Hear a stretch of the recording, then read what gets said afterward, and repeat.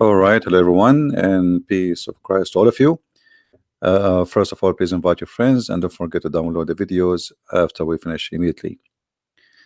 Um, our topic today is about anger. But before we talk about it, somebody asked me a question and I will answer. Please always subscribe, and you can join Patreon. Even if you are doing donation, you can still join, and this way you will be updated because I post there, I post in Mind, I post on Facebook and in Twitter, and even in Instagram. Like if you have Instagram, follow, because few minutes before I go on air, I make a video saying I am going live. A person asked me about the Muslims saying that we Christians, we pay the jizya as a tax.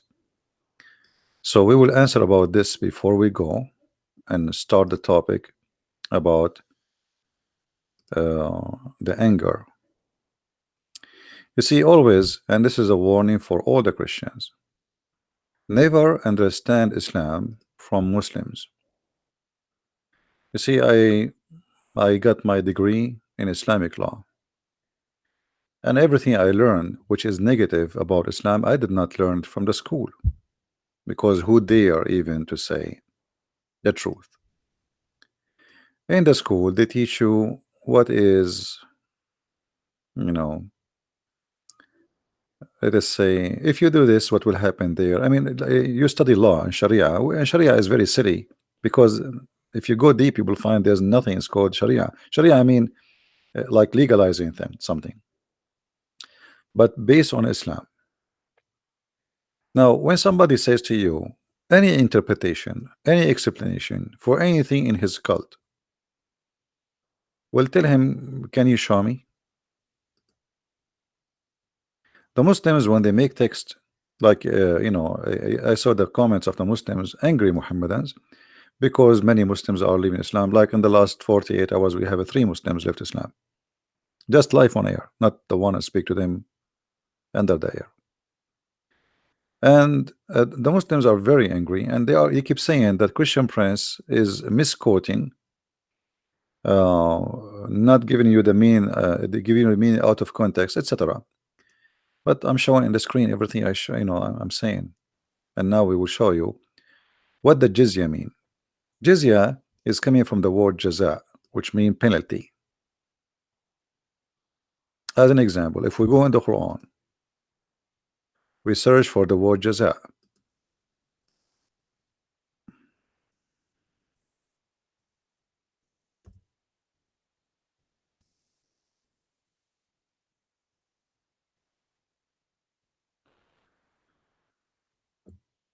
All those verses here speaking about jaza. Look how many. Jaza, jaza, jaza. What is jaza?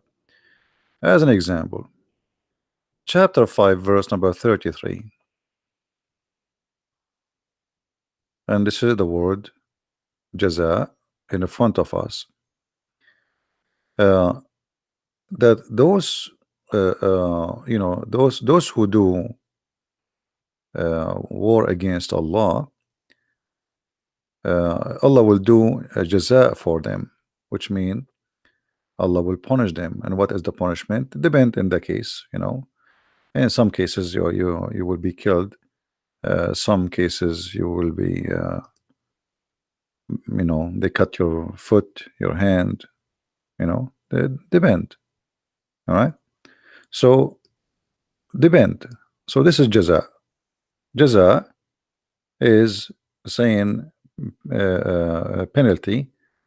The jizya is the penalty itself, which means it's a noun of it. Okay, like jaza is a name of something they will do. Jizya is known to be money you will pay, and for a reason. Now, what is the reason? This is Ibn Kathir, chapter 9, verse number 29. You can read the chapter, take your time and read by yourself. But if we go here, Ibn Kathir, he explained what is the jizya. And here right away you will see how the Muslims always they lie to us. And that's why I say, don't ever trust them saying anything to you about the cult of Islam. Very rarely, I believe strongly, me myself, that the only one will be truthful if you speak to him about Islam is somebody he belonged to ISIS. Those are brave people. When I say brave, I mean they are not shy. I believe they are coward, but they are brave to say what they believe. I say they are coward because they attack, you know, people unarmed, women, children, kidnap them. Very coward. But they are brave to say what they believe. The rest of the Muslims, especially those who live in the West, they sneak around. They don't really like. There's a Shia guy. His name is Imam Tawhidi. I never saw a liar more than him. I mean, this guy even he did beat Muhammad. Paying jizya is a sign of kufr and disgrace. So this is not a tax. They told you it's a tax. Well, tax, everybody pay tax. Tax is not a sign of disgrace, actually. A tax is a sign that you are a citizen and you have equal right. Christians don't have any rights except not to be killed if they pay. So the jizya simply is pay or die. Here it says, until they pay the jizya, for they do not choose to embrace Islam. So what is the reason for the jizya? Not because you are bad or no. This is for very simple reason. You refuse to accept Muhammad to be a prophet, then you have to pay it, and you have to be humiliated, as you see. It have to come with the price, not only in the money. It have to come with the price of humiliation. And here we see how they lie to us when they explain what is jizya. Ibn Kathir, he speak in a time where the Islamic State is not ashamed of their teaching. This is our teaching. But if Ibn Kathir was an immigrant who is coming to the West, he will, he will cover a lot. And by the way, Ibn Kathir, he cover a lot still, because Ibn Kathir, he lived in Syria where there's a lot of Christians, and all his interpretation was to defend Islam, not really to explain. So here you see Ibn Kathir saying, and feel themselves subdued, disgraced, humiliated, etc. Therefore the Muslims are not allowed to honor the people of the Dhimma. People of the Dhimma is the Christians and the Jews. What does that mean? What Dhimma mean? It's mean Muhammad, he grant them, if they pay him, they will not be killed. It's a mafia. Pay us, we protect you. Protect you from whom? From ourselves. We will not kill you. They are not protecting us from somebody else. They are the occupation. All those countries you see in the Middle East, none of them have to do with the Arab, as an example. Muhammad, he came, and after him the Muslims, like they went all the way to Iran, they went all the way to Egypt, Libya, Algeria, Morocco. What those countries have to do with Islam? Nothing. What those are African countries. And imagine now, just because of Islam, this is what Islam does. Islam not only a religion force itself, Islam destroy cultures, which mean a person from Algeria, he want to convince himself now that he is not Algerian, Amazigh, which is the origin of those people. He is an Arab. Same for somebody from Morocco, even somebody from Somalia. Somalian, there are people, they have a dark skin. What have you to do with the Arab? The Arab are white people. So just because of Islam, everybody starts saying I am an Arab. So it's like to be okay, the Arab are the masters. Osama bin Laden, he was a big shot in Afghanistan for a very simple reason. He is an Arab and he is a Saudi. He's like God. Arab and Saudi, and like twice, like two things in the same time.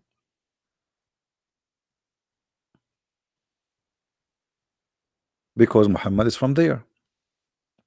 So the Muslims are not allowed to respect the Christians, and they have an order to humiliate them, as you see.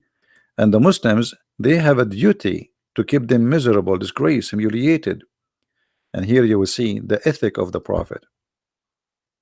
And this is actually fit with our topic about anger. Don't initiate the salam to the Jews and the Christians, and if you meet any of them in the road, force them to the narrowest alley. In the old days, the dirty water used to run in the side of the road, which means it's a sewage, but it is all day sewage. So if a Muslim coming in the road and you are coming as a Christian or a Jew in the other direction, or even he is coming from the same direction you are, he arrived to your side, you have to jump immediately in the sewage. You don't change your road. You know, the Muslim, they will say to you, because it sounds like narrow alley, he's just forcing you to change your road, maybe, you know. No, you will be in the road, but you will be in the sewage. There was a video made by a Muslim. Actually, I used to have it in my computer, but I think I lost it.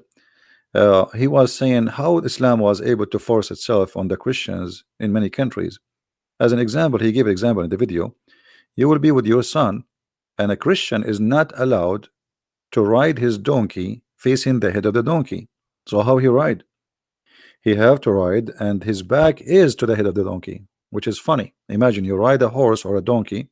By the way, they can't ride a horse, only donkeys.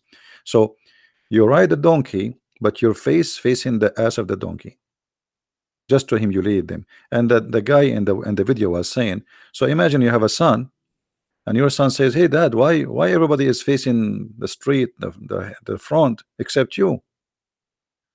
Then he will say to you, because we are Christians. And with all this pressure, they will leave Christianity and they will come to Islam. And this is how Allah guided them.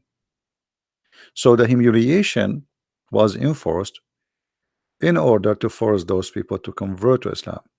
But after a certain time, when the Muslims have became a big number, and they don't want any, like they don't care really for more people converting, because the army became big.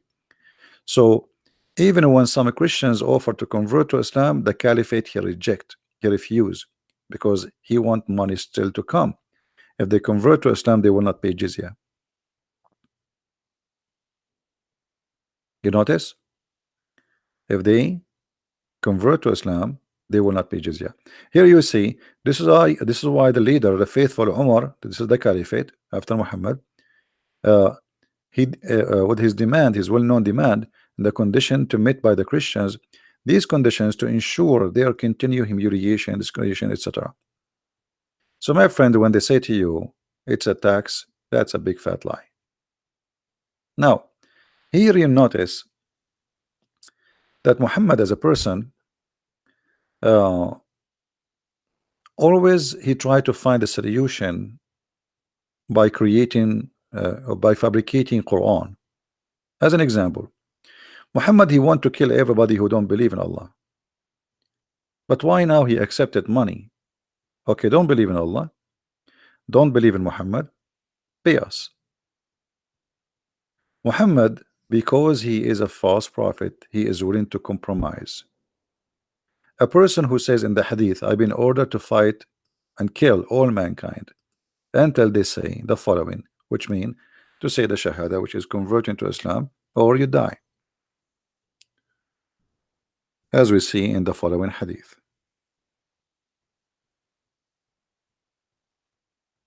So all those stories reporting the same thing, that Muhammad, he been ordered, claiming that this is an order from God. This is not him, he is just a servant, to fight and kill everybody unless they testify that he is the prophet, and they testify that Allah is the only God to worship. And not only that, they have to pray as he pray, to eat as he eat, face the Kaaba, etc. So even the food is not a choice for you to choose what to eat or not. You have to. So all of those together, you have to do them, and then only then Muhammad, he will not shed your blood, as you see in front of your eyes in the screen. So Muhammad, you know, always he compromised the bend in his situation. As an example, when the Muslims were weak, in the same chapter 9, You will see in verse number 1, Muhammad, he washed his hands from the agreement of peace with the non-believers. Declaration of what? He washed his hands from the agreement, from the treaty. Uh, which mean, I will explain it to you in a simple way. Egypt did sign a peace agreement with Israel, but any of you really believe that the Israeli will have ever a peace agreement with any of their neighbors? I don't know if there is any Jew in the chat. Could fight here be explained verbally? I mean, not necessarily fight by the sword. Yeah, well, can be, but my friend, he used the word uqatil, and you speak Arabic. Uqatil is fight to kill, coming from the word qatala, not like in English, fight. The word fight can be many things. In Arabic, the word uqatil, you know, it is fight to kill. Qatala is the past tense, which mean I killed. So don't go there. Secondly, did your prophet do something metaphorically, or he did kill and attack? I mean, sometimes you are very silly. I mean, how many attack Muhammad he did? How many people he killed? So how you can say maybe he meant it's something like he don't mean, brother? That can be like Jesus said, I brought sword, but the sword is in us. People will discriminate us. So you Muslims, you quote the verse for us, but did Jesus kill anyone? Did he carry a sword and he slaughtering? Do we have an army? So I brought a sword, and the sword is a sword, but the sword here is a metaphorical about what will happen to us. He said people will take you out of the synagogue and they will think by killing you they are doing favor to God. But in the hadith here, Muhammad, he practiced and he told you what is the fight reason. And he says clearly, I will not shed their blood. And this is how I find sometime the comment of Muslims, it's very, I don't know, naive. I mean, does it say then their blood and the property will be sacred? Does it say? Is that metaphorical? So I understand that a Muslim, a Muhammadan, he tried to defend his and by the way, I feel sorry for the Muslims. You see, the Muslims get so upset from me when I debate any Muslim. I did beat them in any debate, not because I'm a genius, but because Islam is stupid. I mean, it's not my fault. It's not my fault. You are defending the one which nobody can defend. But let me tell you what you do usually. Usually, like what Fadi he did now. You speak to somebody is a Western, he have no idea what Islam is about, or somebody he learned 2 words about Islam, and now he want to debate you. That person you can play the game with him, not with me.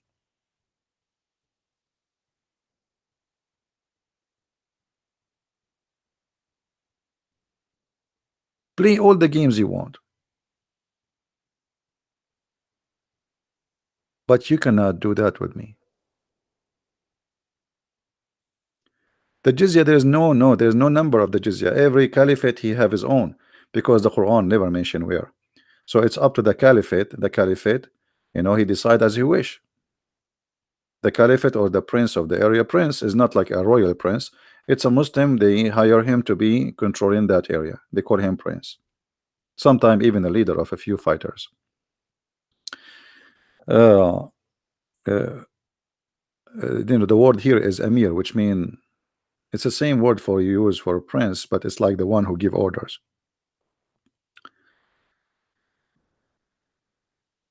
Anyway,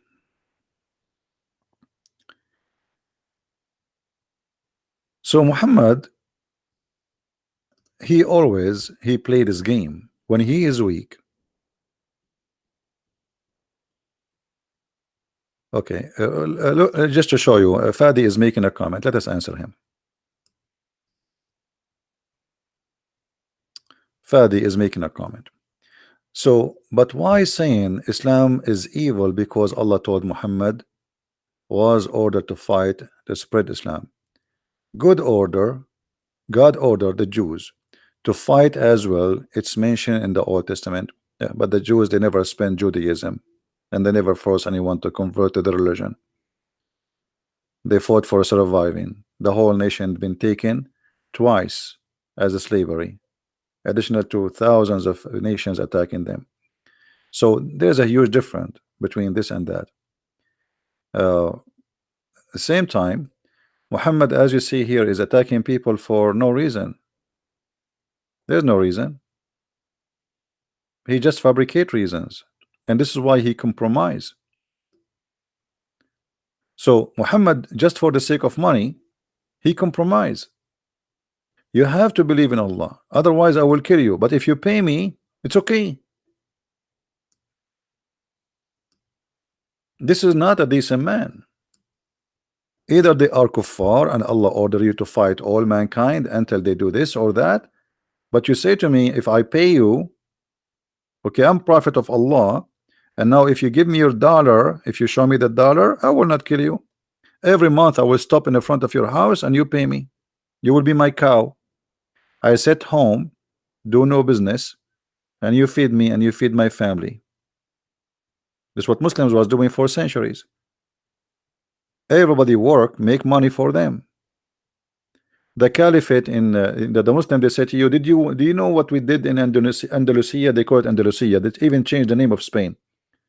The money, this is the money is a theft. The money was coming from countries and lands which they stole, and they start building palaces. And the one who built the palace is not even the Arab. The Arab until now they don't know even how to build a building. Until now in the Middle East, Saturday and Sunday is the off day for the jewelry stores. Why? Because the one who make jewelry is not Muslims. Most of the mosque of the Muslims is built by Christians specifically, because Muslims don't have you know, when they attack Spain, all the boats they use in the attack, it was made by the Aramaic Syrian in Syria. When they attack, you know, occupy Syria, those Aramaic, they knew how to make boats. The Aramaic, the word Europe is Aramaic, the word Africa is Aramaic. So the Aramaic are very great civilization. Islam came, Aramaic is gone, civilization destroyed. Same as Egypt. Egypt was one of the greatest civilization in this earth. Islam came, bingo, it's gone. Wherever Islam come, civilization go out. Go and see what happened in the last 24 hours, 48 hours, week. Since Ramadan started, how many people get killed? Just today, to attack in mosque, Muslims attacking mosque. You see, they make big propaganda about a guy, crazy guy, filthy guy who attack a mosque in New Zealand. But Muslims attacking mosque every day, bombs every day. So is that because you are a Muslim, it's okay to kill Muslims? Yeah, this is the case. Actually, Muhammad, he allowed it.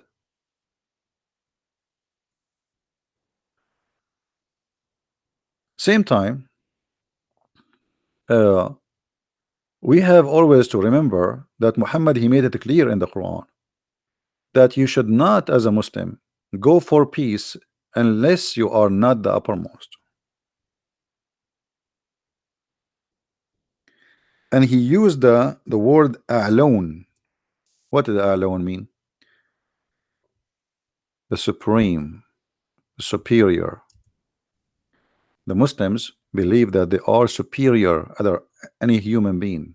They are a human. The rest are, you know, they are just and I will show the reference. This is the Quran, chapter 47, verse number 35. Read carefully with me. And this is the Muslim translation.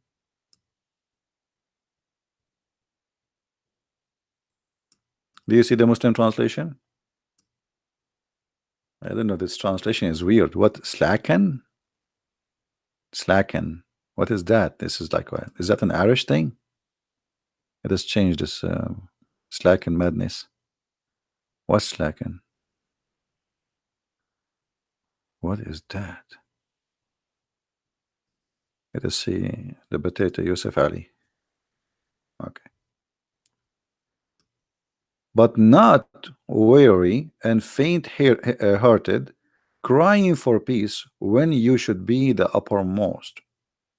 The uppermost here really is not a good translation.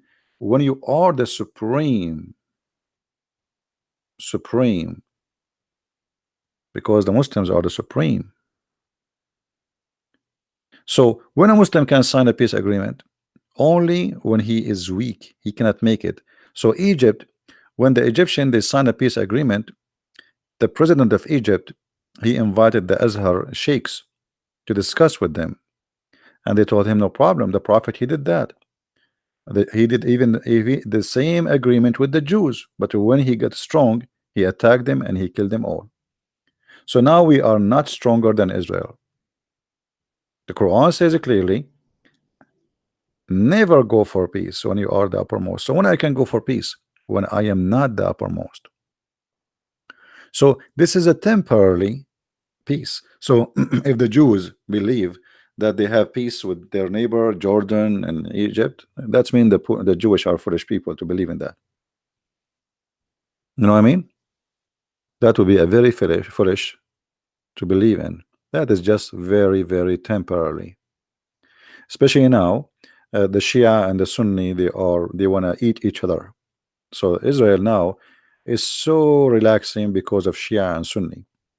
But look at the mistake Israel is doing, or even Trump is doing. Trump now, if he go in war with Iran, who is the one who Israel think, the Israeli think Iran is the big problem, so we need to change the regime. I don't agree. I like this regime to change, but this is not what I'm talking about. Uh, you see, if there is no Iran, Saudi Arabia will not get close to Israel. Emirates, Saudi Arabia, Bahrain, all of them, they are being so friendly these days to Israel. Why? Because they are terrified. If Iran attack them, they will eat them alive. You know what I mean? So the existence of the regime of Iran made Israel relax. The Sunni are weak. The Sunni are majority of population, but they are not smart like the Persian. All the Sunni in the Middle East, they are Arab. And we have to admit that we Arab, we are not to compare with the Persian. When the Arab, they were sleeping in their tent, having a bunch of goats around them, the Persian, they have science, and they have, I mean, they are, this is a great civilization. So, uh, if not America, USA, if not Israel, the Iranian, they can eat Hezbollah, sorry, they can eat the king of Saudi Arabia for dinner, just for a dinner. Even when Saddam Hussein he have a fight with the Iranian, the whole world think that Saddam Hussein was fighting Iranian. It was not Saddam Hussein. It was America behind him, giving him satellite information, missiles, weapon, and the Saudi pay, and the Emirati pay, and the Bahraini pay, and Kuwait pay. Everybody pay. Even almost the Arab, they went bankrupt because of that war. Still, they could not win the war against Iran.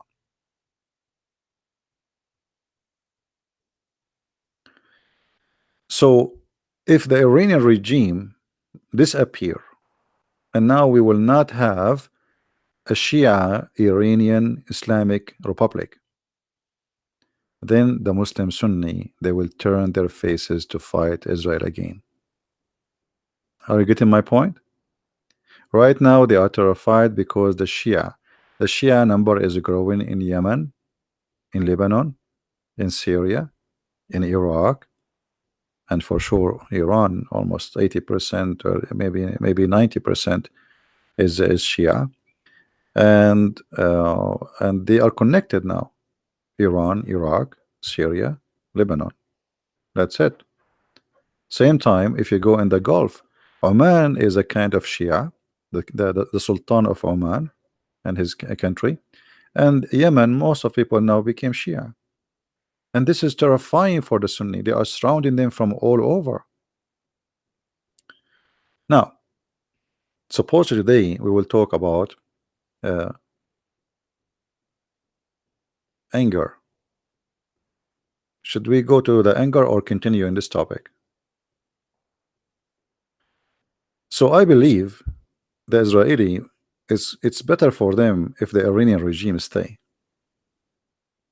If I am Netanyahu, I should pay the regime of Iran to stay, not to leave, because they will never attack Israel. You know those people, they like they say death to America, death to Israel, death to America, but they don't even dare to fart, neither at America, neither at Israel. You know what I mean? So let them, okay, as long they scream but they do nothing, let them stay. Let them be busy, Saudi, Iran, because those people, they have to find an enemy. Now the Shia is their enemy. If you help them to get rid of the Shia, they will turn their face on you. All right. Now, is the Saudi protected by America? There's nothing is called Saudi if not America and England. There's nothing is called Saudi. Saudi, you see, even the name is a shame. What Saudi? Saudi is the last name of the family of the king. So how have you ever heard of a country have a name of a family king? Imagine we change the name of USA, make it a Trump, that Trump, United States of Trump. So all of those, the royal families, they are not royal. They are Bedouin who live in a tent. And since they discover the Arab, the British intelligent, they start making kingdoms and princes. The king of Jordan, those guys are potatoes. They never have kings. They never been kings. They never even been princes. They made them royal family. All of those are the made of the British intelligent. And then after that, when the British is not an empire as before, and the one who grew and became the most powerful nation is USA, so USA took over. So all of those are exist just because of USA. Who is the one who get Kuwait back from Saddam Hussein? Nobody can get it back. The Saudi cannot. Who can? USA. So yes, they are the one who protect the Saudi. All right. Before and now and in the future, they will protect them as long the Saudi, they pay nothing for free. Nobody is doing like a charity. This is not a charity business. Even Trump, he says to them, give us your check, hello, pay us, we are protecting you. It's not even like before they used to, like, and they don't say it publicly, but Trump, he is, you know him, pay us, we protect you. Business is business. Anyway, no, this is not a blood money. This is not a blood money. This is oil money. And if somebody protecting somebody, well, it costs them money too. They send their army, etc. This is not for free. Not for free. You see, there's many countries in the world, they are getting protection of USA for free because American, they were stupid for long. As an example, Japan. Japan, they have many threats around them. They have problems with Russia. They have big problems with the Chinese. They have many problems. And just by having the American, they are secure and they don't even need to have an army. So Japan never pay a penny. So what happened? Japan became very rich in economy, very poor in army. But who need an army if somebody else spend his money in the army to defend us? Perfect. Because the American, they were fooled. They defend Japan for free. All right. Same as Europe. Most of the NATO cost is American pay. Since until Trump he came, this guy is a businessman. He's smart. He said, why we are paying to protect you? Why we pay for everything? You have to pay your shares. All of them, they get rich. Like, look at Germany, how rich it is. Why America will pay for Germany to protect Germany? So American, they've been foolish for a long time. Long time. But anyway, this is politics and stupidity. And for me, I never like Western leaders. Always I view them as a guy who just joined the cirque. Like the enemy, the animals who dance in the cirque, etc. I don't see between Western leaders any leaders really. I see a bunch of idiots. And the only one maybe until now he's different is Trump. But even Trump, sometimes he is an idiot, you know. But let us say he is the best idiot between the idiots, if we can say so. So he is better than them.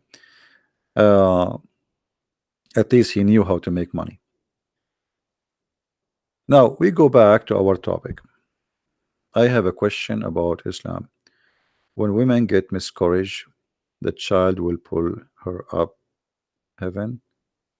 No, no, no. This is not for the women. Okay, it's okay. You see, we don't have to go by the topic. We can go. We can talk about the topic later. This is a question. This gentleman saying, uh, like if a woman she lose her child, she go to heaven. Oh, Susanna, sorry, Susanna, not a guy. It's a lady, Susanna, right? I apologize. The one who according to Islam, as an example, if somebody, Muhammad always he say crazy stuff. As an example, if somebody his children's they die from uh, drowning, the father, if he have three kids who die from drowning, they will go to heaven. uh, let me see if I find you. So Muhammad, he have many of those stories, which is very funny, and it doesn't make any sense anyway. Um, and even Muhammad, he says if somebody uh, he died drowning, even the man who died drowning, he is a shaheed, is a martyr, he will go to heaven, which is very funny. Um, anyway, Muhammad, he said many tons of things, and they don't make sense as usual. I'm trying to find the hadith.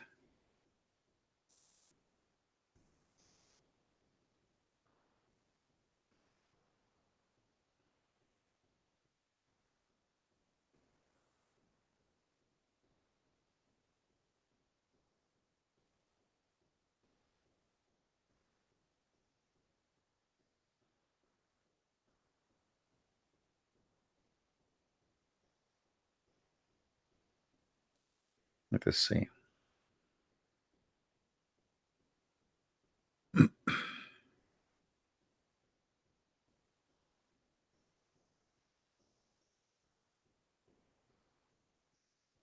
I'm just trying to remember the hadith details so I can search for it. Yeah, here we go. I found this one. But let us see if we can find it in English.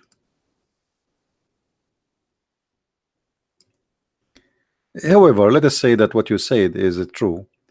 I mean, why if somebody is, a woman, she lost her baby, uh, she will go to heaven? I mean, that's weird.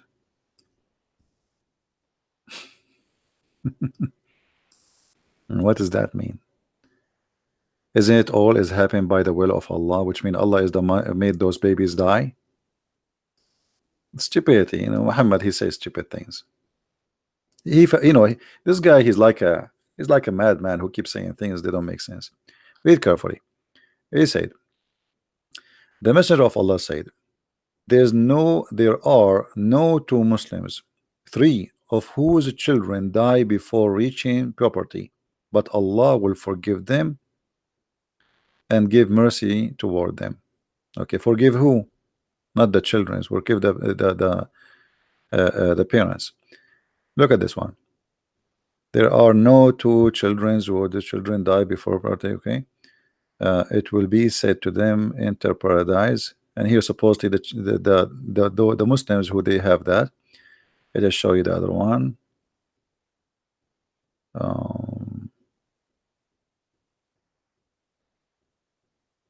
Salim, why our Prophet says plus him, etc. There is no Muslim couple who have three of their children die without Allah admitting them to the garden of Sheen paradise. So if you are married and you and your wife, you lost three children before they reach the age of being adult, Allah will take you to heaven. I mean, what is that? Don't you think this is very silly? You know what I mean? What is that?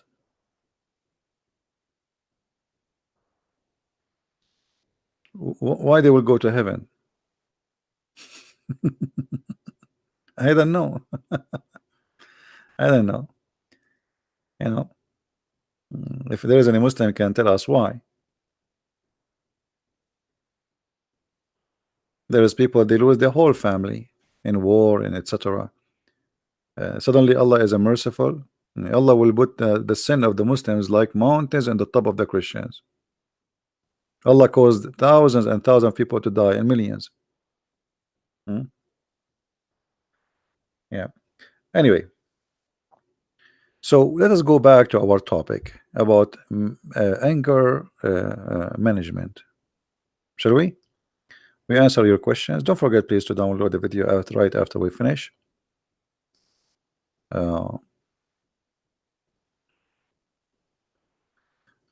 Look at this.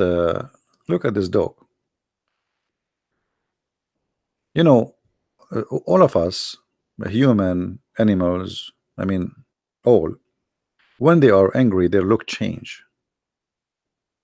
The look of a person or even an animal, it's different from being angry. Like as an example, this is a dog. It's called husky. Well, this is a husky. He is peaceful. Look how he look nice. So the previous dog looked really scary, but the same dog can look really nice. So what the difference? Anger. Anger can even change your look. All right. Either give you like a happy, nice look, etc., or give you a look which is scary. The same creature, and that goes for a human being. Now, as long we are talking about dogs, I want to share this hadith with you before we go.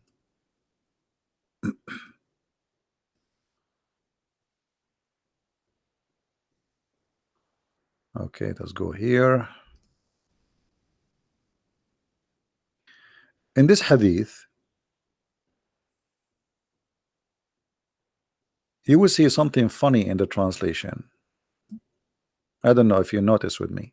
Anyone notice me? What's wrong in this translation in the page?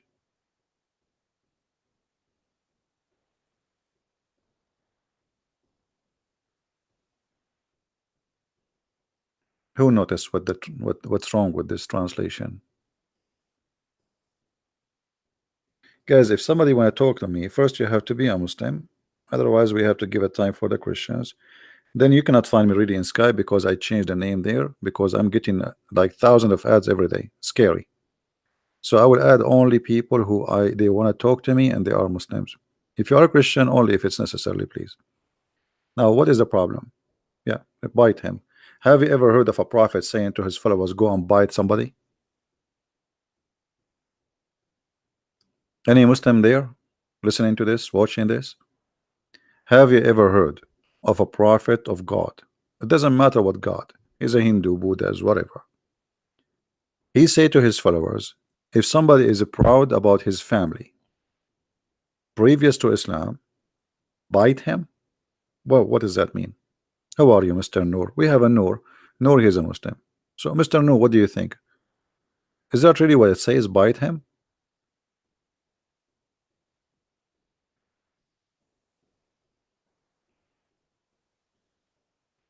Any Muslim can tell us what's happening here? Is it really your prophet saying if somebody is proud about his family previous to Islam, go bite him?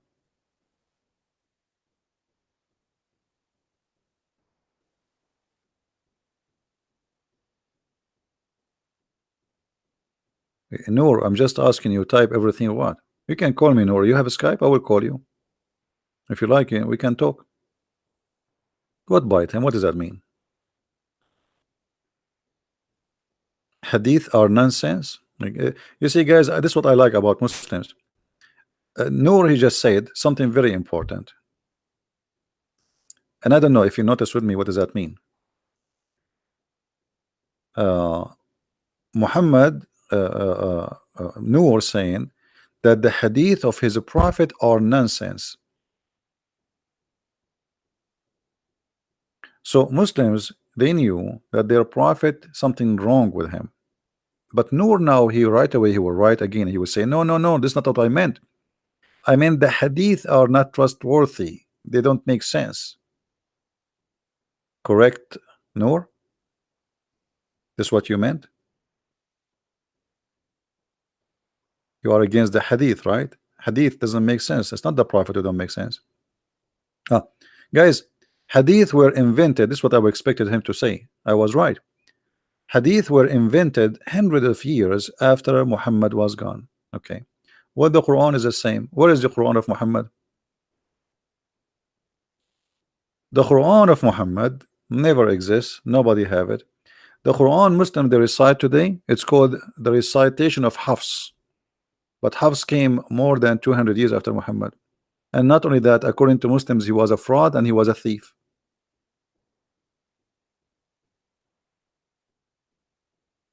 So just because the hadith does not make sense to you, you reject it. Okay, what about the Quran? Does the Quran make sense to you, Noor?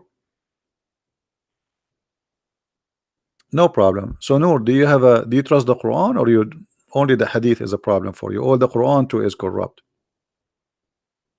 No, actually this hadith is sahih. This hadith is sahih. This is not a weak hadith. This is sahih, as you see. So look guys what happened. In Arabic it says,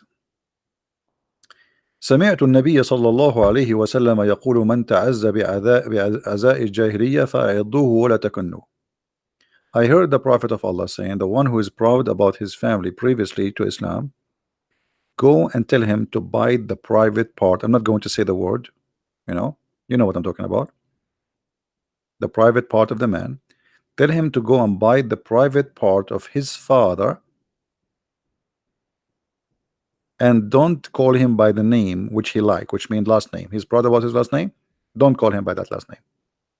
So look how the Muslims, in order to fabricate the meaning, they are ashamed to say the Prophet says go and bite his private part. They said go and bite him. And this is why Noor, who is a Muslim, he said it does not make sense. I agree, this is a false translation. It doesn't make sense.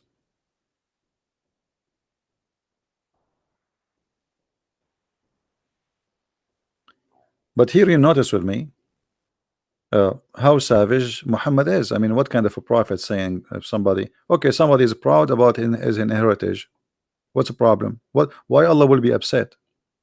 Because Muhammad himself, he don't have good heritage. He have nothing to be proud about. You see, the Muslim, they say to you Muhammad was from a great family, blah blah blah blah. This all is garbage. When Khadija, she did marry for Muhammad, in order to make her father agree to marry him, she drunked her father. She changed his clothes. She made him wear new clothes. She colored his beard. All of this when he is drunk. She made him drunk with Muhammad. The guy, when he woke up in the morning, he says, why I'm wearing those clothes? Those clothes I go for like party. This, like, in the old days, there's clothes for like now, even now, there's clothes for every day, and there's a clothes which expensive for occasions. So he says, why I'm colored? Why I'm wearing those clothes? What happened? She said, you forgot yesterday you married me to Muhammad.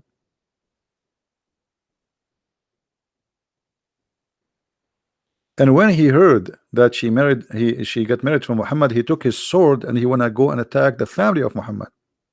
He wanna take his cousin and his family and his tribe to attack Muhammad. There is no way I will marry my daughter to Muhammad. Why? Because Muhammad is not from the same level. And here you notice how bad the situation is. But anyway, here you see that Muhammad, he have a very bad he have a bad anger management. Muhammad is angry. He's angry from his life. He's angry from who is he. He's angry. He is not confident, to the point if somebody is proud about his family, go and bite him, or let us say bite the private part of his father. But Muhammad he claimed that he and his family are the best. So why,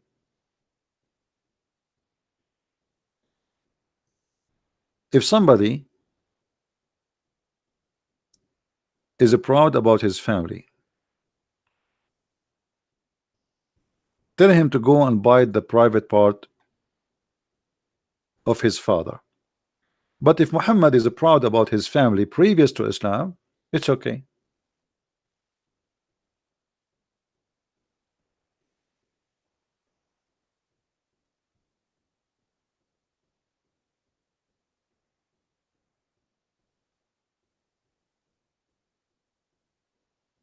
Any Muslim want to say anything?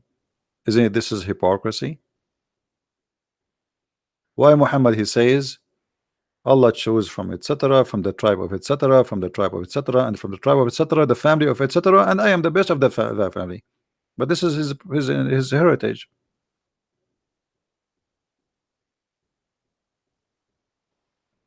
So why he can be proud and someone else cannot be proud?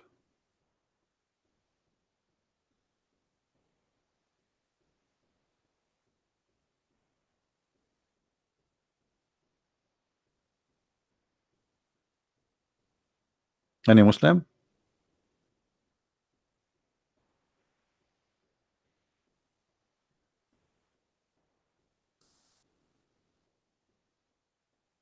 No Muslims want to answer? All right. But here Muhammad, you notice that he is refusing anyone to be proud because he don't want to have competition. If you remember the story, if you have my book, where Muhammad he killed an innocent man just because he is a very decent and he pray a lot. Muhammad he ordered Abu Bakr and Umar and Ali one after one to go to kill the guy. The guy is praying in the mosque just because before he arrived they were saying this man is the best ever we saw. Muhammad he told them that this is the shaitan, but the guy did nothing. He killed no one, he harmed no one. He is a very devoted believer. He pray a lot. And here Muhammad, because he is not self-confident, so now he found in this guy a competition. Dangerous.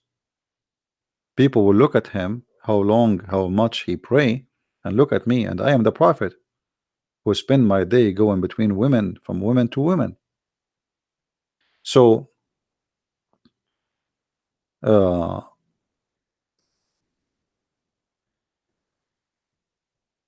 Muhammad, he cannot accept anyone to be better than him, and that bring his anger.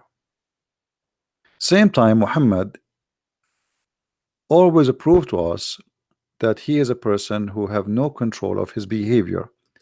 And here we're not talking about his sexuality, we spoke about this many times before, but even about his anger, which come with violence. Maybe many of you do not know that Muhammad he used to beat Muslims. He used to beat them up. You know, you are the leader and nobody can beat you up back, and you're prophet and nobody dare to say to you, because you have an army, he's a king now. Muhammad he used to beat people unjustly. Is that correct, Muslims? Is that correct, Muslims, or I'm lying? Is that true that Muhammad he used to beat people up just because of his anger?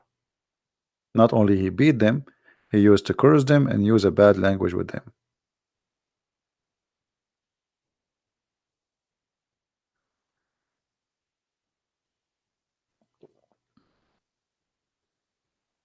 No, that the story about Khadija and make her father drunk, this is not in the Quran. Any Muslim? Let us go to the hadith. Read this hadith with me. And actually all of those stories are sahih, which means they are very, very correct. Muhammad, he used to hurt, he used to whip, he used to beat people for no reason. And look Look at the madness of this man. He claimed that he made a condition, he made an agreement with Allah. He put conditions in Allah. Okay, what is the condition? Anyone he beat him, he cursed him, he said the F word to him, Allah will make that a blessing to the one who the Prophet beat him. So if you like to get a blessing from Allah, let the Prophet beat you. The Prophet get angry. The Prophet he said the F word to you. The Prophet he's he whip you with the and then you get a blessing. Read. I'm not making things up.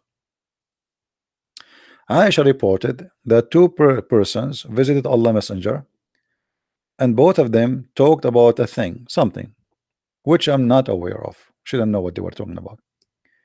But that annoyed him, and he invoked the curse upon both of them. And he heard, etc. Blah blah blah blah. And then she said to him, "Why? What happened?" He said, uh, "The good would reach everyone, but I would not reach those two." He said, "Why so?" I think she said, "I said because she said this Aisha, because you have invoked a curse and heard over them." He said, "Don't you know? Don't you know?" No, she don't know. Aisha, she don't know. Don't you know? Okay, know what?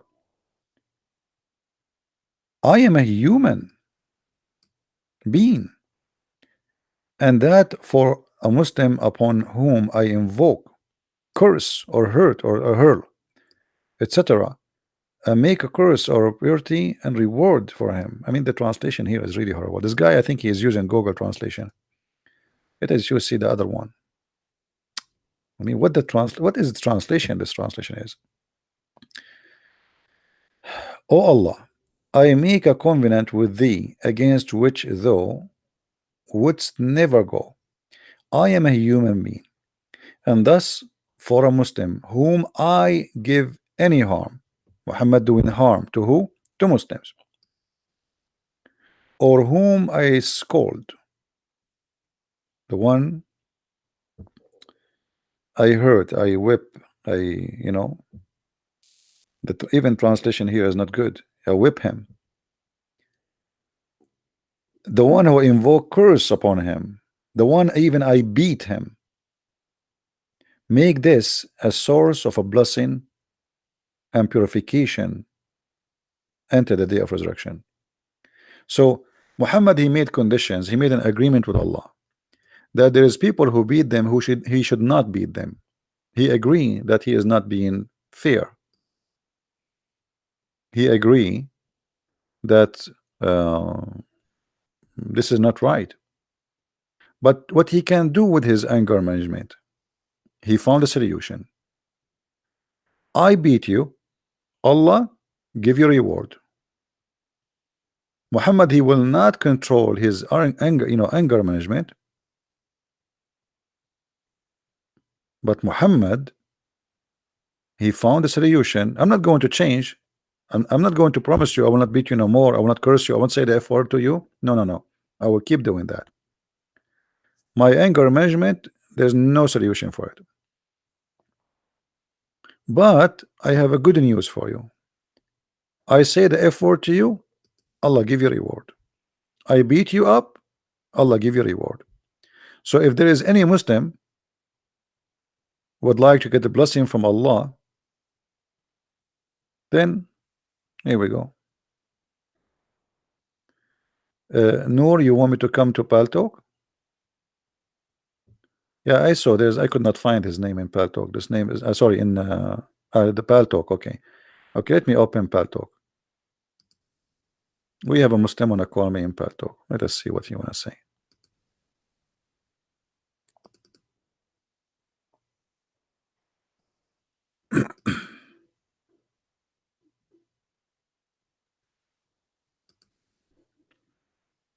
Mr. Noor.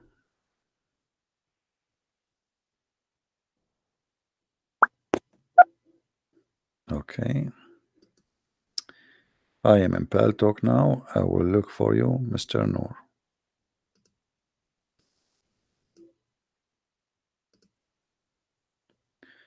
Okay, Mr. Nur, here we go.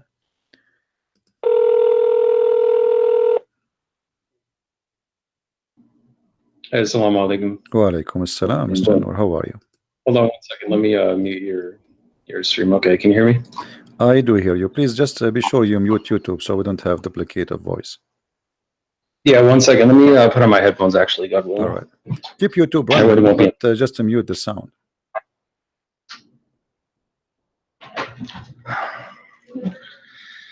I think it was actually coming from my speakers, not your YouTube, because I already muted it. So yeah, all right. So what do you want to say to us, Mr. Nur? Well, so I think we should keep it organized a little bit. So if you want to just ask me a few questions, whatever you think about Islam, I can answer it, God willing, and then I can just ask you questions that we can kind of. No, I don't want to ask really questions. I want you to tell me something good about Islam, anything. Feel free. How you can convince you? Because we have like 800 Christians maybe listening, and God knows how many later thousands will listen to this, and you are live on YouTube. How you can prove to those Christians that Islam is from God?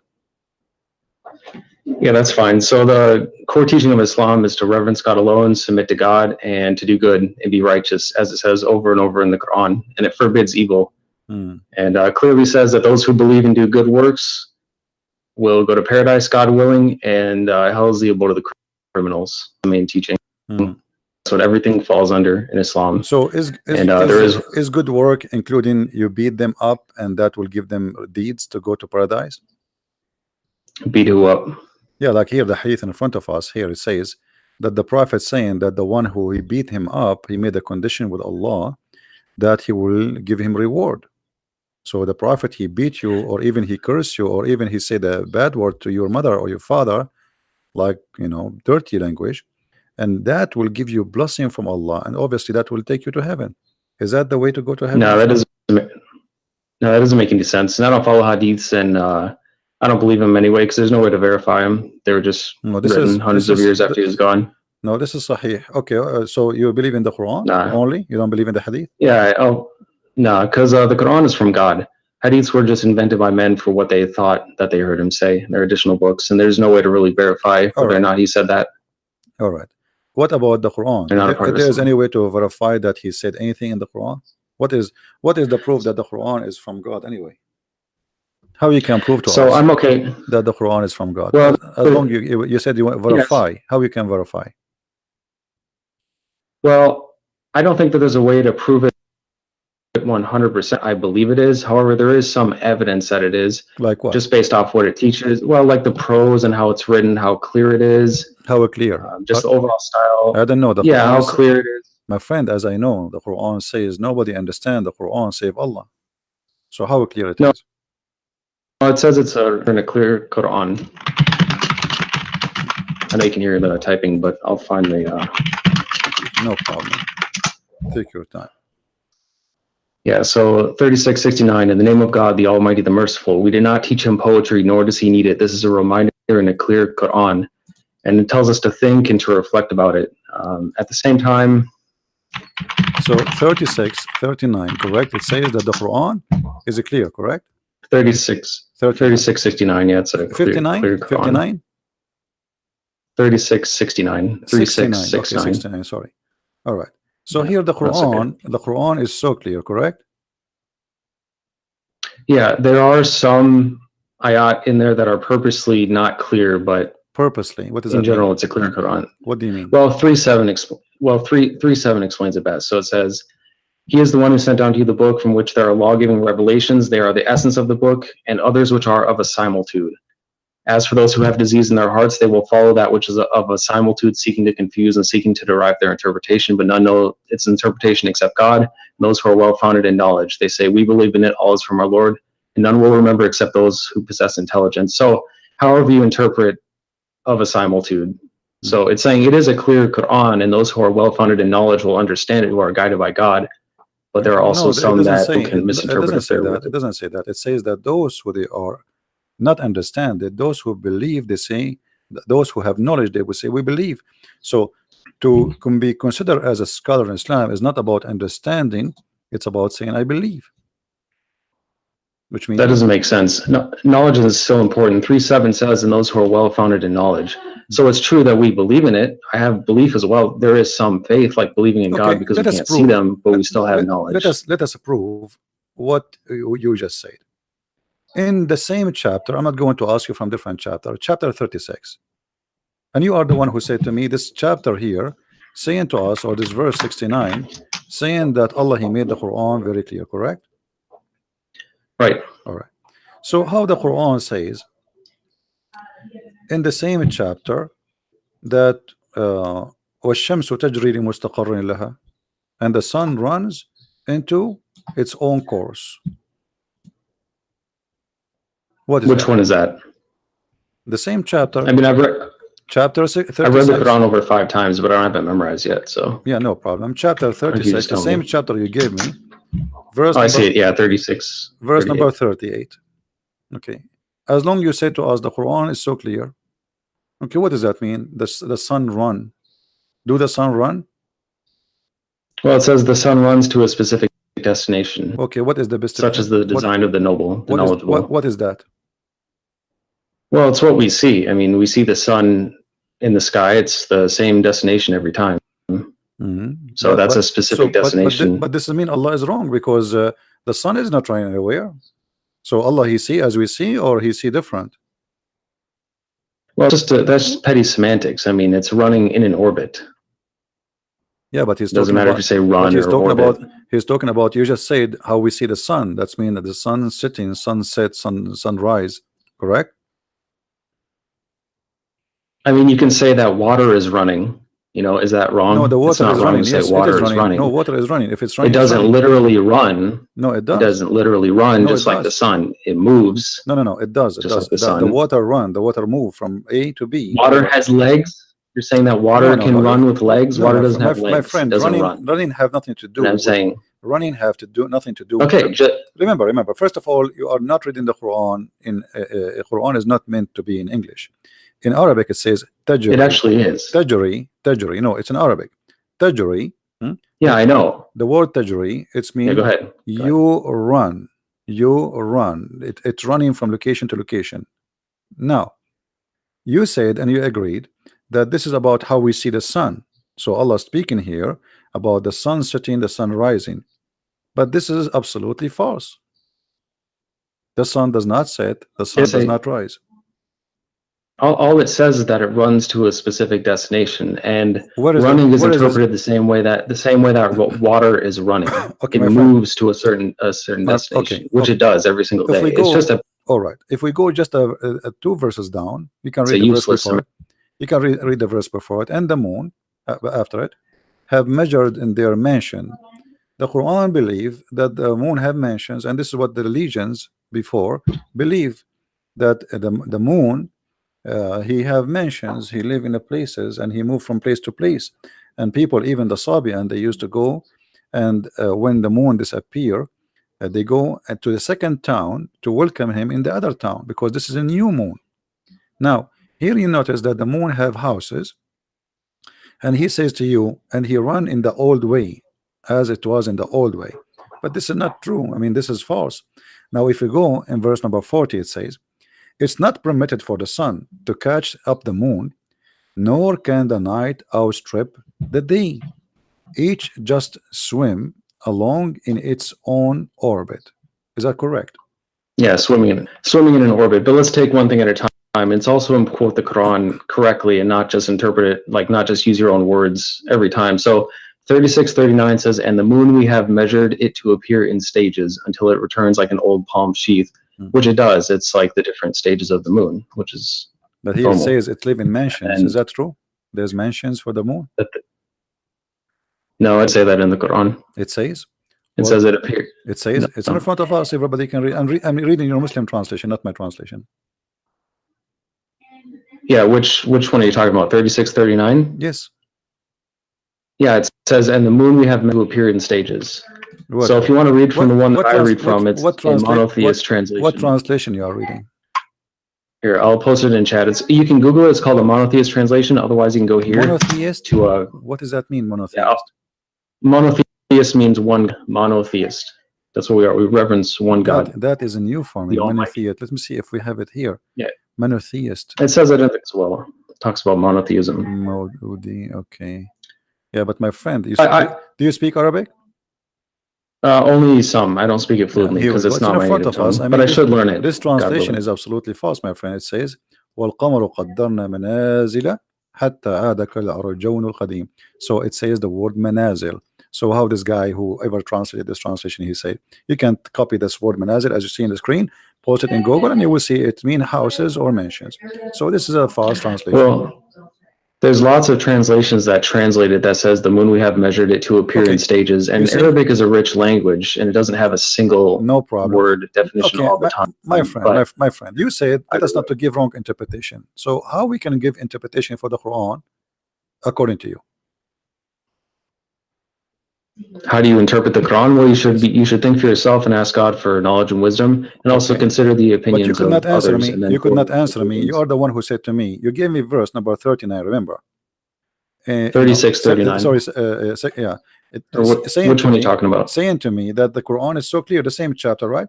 But here I'm asking you now, how Allah he says such a thing that the sun run into its course? You could not answer. You said that we see the sun every day. No, I did answer it. Yeah. It does run its course. No, it runs to a it does not. The sun does destination not every set. This day. is It the runs earth. the same way that water The earth is going around runs. itself. It's not list. The earth, No. the earth goes around itself. This is how the day happened. No. The No? sun rotates. It runs to a specific destination, just like it says. It's like water, a river can run to a destination. Okay, so the right? okay, according to you, when the sun set every day, it's not the earth going around itself. This is the sun going from point A to point B, from east to west. Yeah, and even no matter what you believe about it is also speculation. There's no point in even debating that because you have no way to measure what it's doing besides what you can observe on Earth or what you trust what others say, because you have no experiment that you can do for yourself to determine what it's actually doing. You know what I mean? So it's pointless to argue about that. So, but there's no way for either of us to prove it. No problem. I will not argue about that. But you just confirm, and everybody heard you, that according to you, according to the Quran, as you understand it, the sun every day go from the east to the west, correct? Well, it's how do I say it? There's no, it's nitpicky. I mean, the sun does its course every single day, just like it says, it runs to a specific destination every day. You know, it has its cycles. I mean, there's nothing more to really argue about in that sense. You know? So, see what the point is. Okay, so now we you know, I will not going to argue. Well, this is your opinion, and you think it looked like you know better than me about science. But the Quran says, as long as you agree that the sun goes from point A to point B every day, some morning, afternoon, and night, the Quran says that the sun set in the murky water. What do you think? Okay, so I'll continue to answer, God willing, but I also want to ask you a few things as well. So for now, I'm letting you talk about the Quran and ask about the Quran, which I'm fine with. But I also want to discuss Christianity and a few things that you might believe as well. No problem, but you know, our topic is Islam, but I don't know why you want to change. Well, it's Islam and Christianity because you're a Christian. It's not just Islam. No problem. Let us finish this. So now the suns run every day from A to B according to you, and then the sun set in the murky water, chapter 18, verse number 86. Yep, I know what you're talking about. Let me read it again. Yeah, until he reached the setting of the sun, he found it setting at a hot spring, and he found people near it. We said, "Oh, two-horned one, either you shall punish or you shall do them good." I don't know what this means. I don't know what God means by it. But remember, just because the Quran is clear, you told me understand everything. You told me that the Quran is clear. It is clear. Okay. But that doesn't mean that anyone will have some things that God teach that we haven't learned yet. And nobody on this earth might know yet. So what do you mean? What do you know? A second ago, you told me that the sun goes every day from point A to point B, which everybody knows. Well, just like you and the. Go ahead. What were you saying? Everybody knows that what you said to me a minute ago. The sun does not go anywhere. The sun does not set, and you said no. This is what happened, and everybody in the chat don't agree with you. This is scientifically already proven to be false. So the Quran, according to you, the Quran is a false book, teaching such a false information. And now we are showing you Allah saying the sun set in the murky water. And instead of saying to me, I agree with Allah, yes, the sun swim every day and sit in the murky water, and maybe this is what it's meant, that the sun run in its course, as you said. This is the course of the sun. Every day go from the east to the west, and then jump in the muddy, dirty, hot water. Well, so the first we're talking about running to a specific destination. There's no problem with that, even if some people disagree. It runs to a specific destination, as I've explained like 4 times. There's nothing wrong with that. It means exactly what it says. That's clear. As far as 1886, it can be interpreted, well, how it says. So it says, until he reached the setting of the sun, he found it setting at a hot spring, which means he could be at a hot spring and he found it setting. It's, you know, even if things are perfectly clear, some people might interpret things different ways. Okay, just like the Bible, you don't understand everything that the Bible might say. My friend, interpretations. Okay, hold on. Here, if we go here, it says, first, who is the one who's talking in this verse? Who is it talking about? Who is talking? No, who is talking? Who is the one saying until he reached, when he reached? Who's talking? Well, it's the word of God, so it's God talking. Okay, so Allah is talking. Yeah, Allah is talking.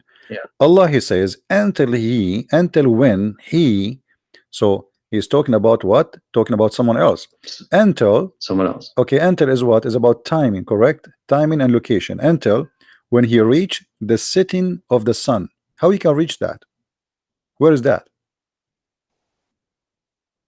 Yeah, I don't know. He did actually get to where it sets.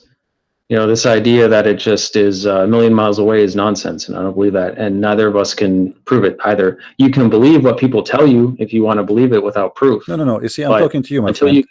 I'm talking to you. I don't care about what people will tell me. I'm trying to find out from you what you believe in this. You said the Quran is. Well, it can be figurative as well. Okay. Reaching the setting of the sun, meaning timing. No. Like it says, my friend. Yeah, until you reach that time. No, my friend. Listen carefully. Let me explain to you. Here it says, Allah is reporting a story about a man, his name is Zulqarnain. And this guy, he keep walking, he follow a road. And this has took him years. And then when he reached the setting place of the sun, he found it set in a spring of murky water.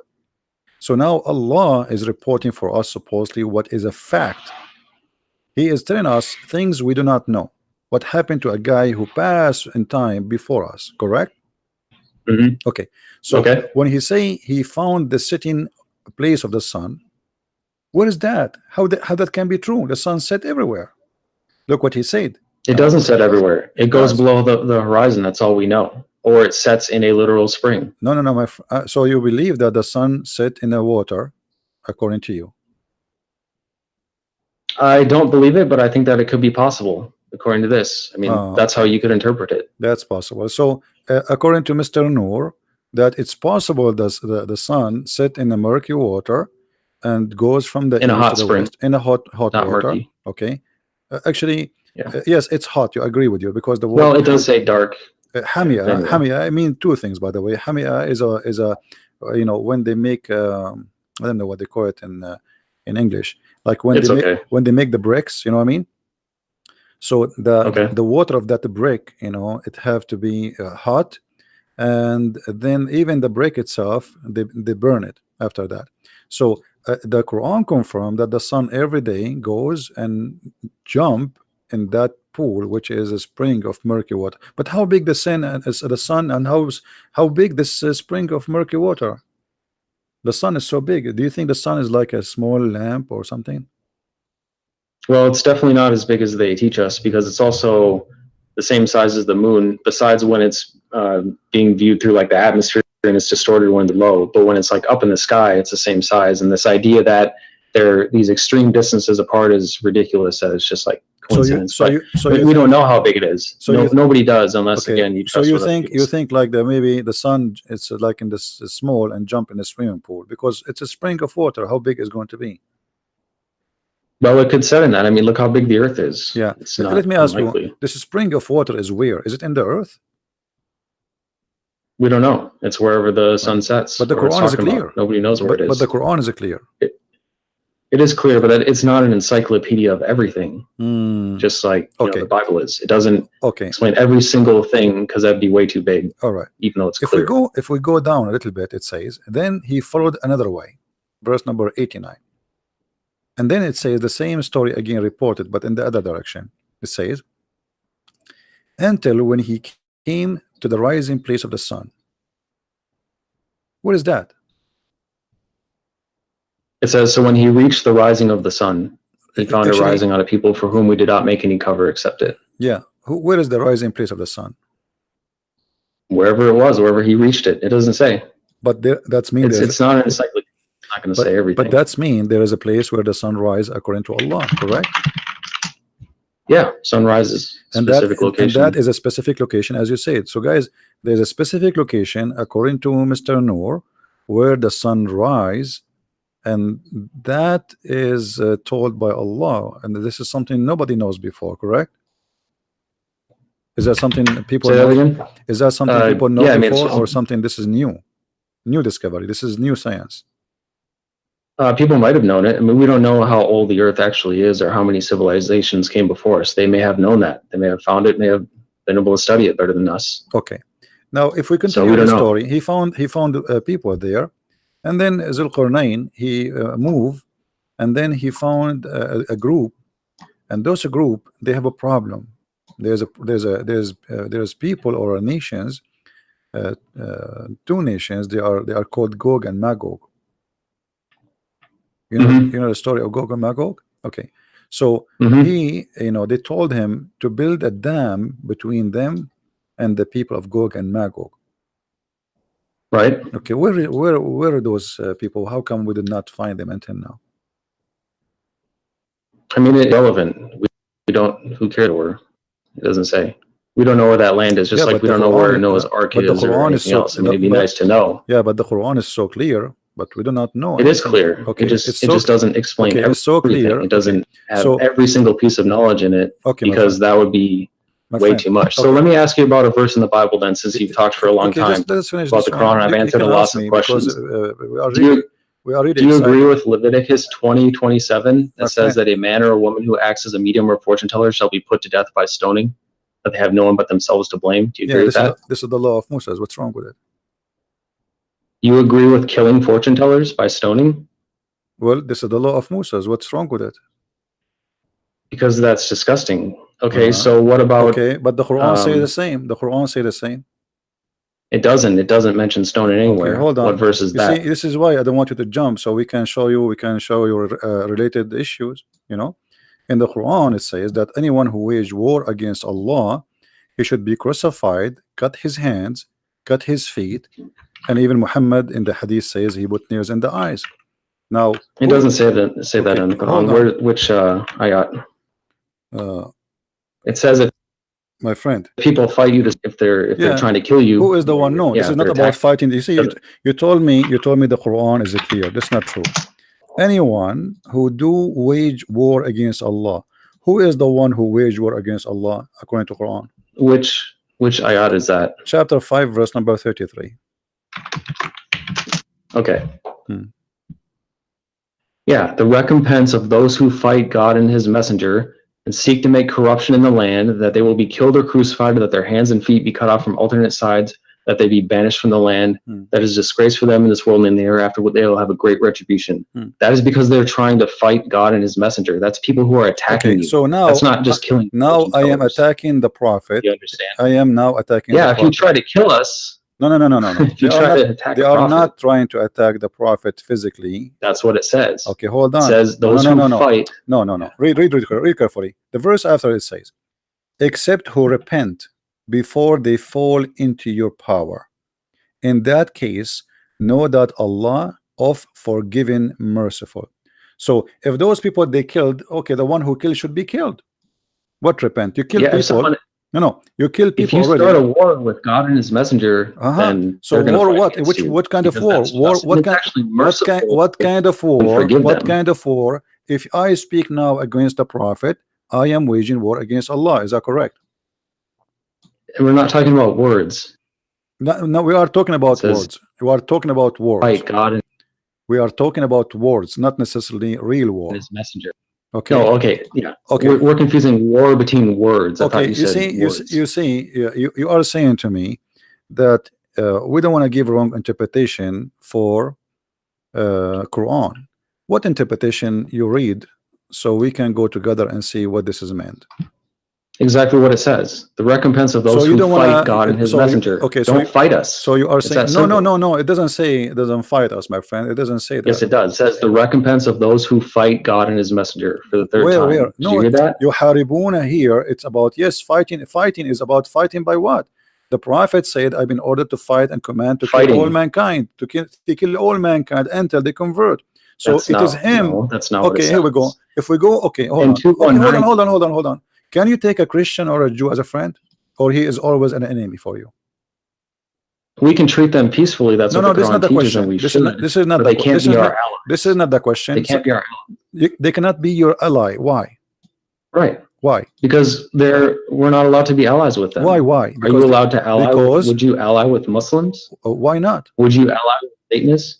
Because we're not allowed to. With what? With what? It doesn't matter. There's nothing wrong with that. We have nothing against them. We can treat them peacefully. They can live peacefully among us. That's fine. We're not going to fight. You cannot treat them peacefully because the chapter 9, chapter 9, verse 29 says, "Kill the Christians and the Jews until they pay the jizya."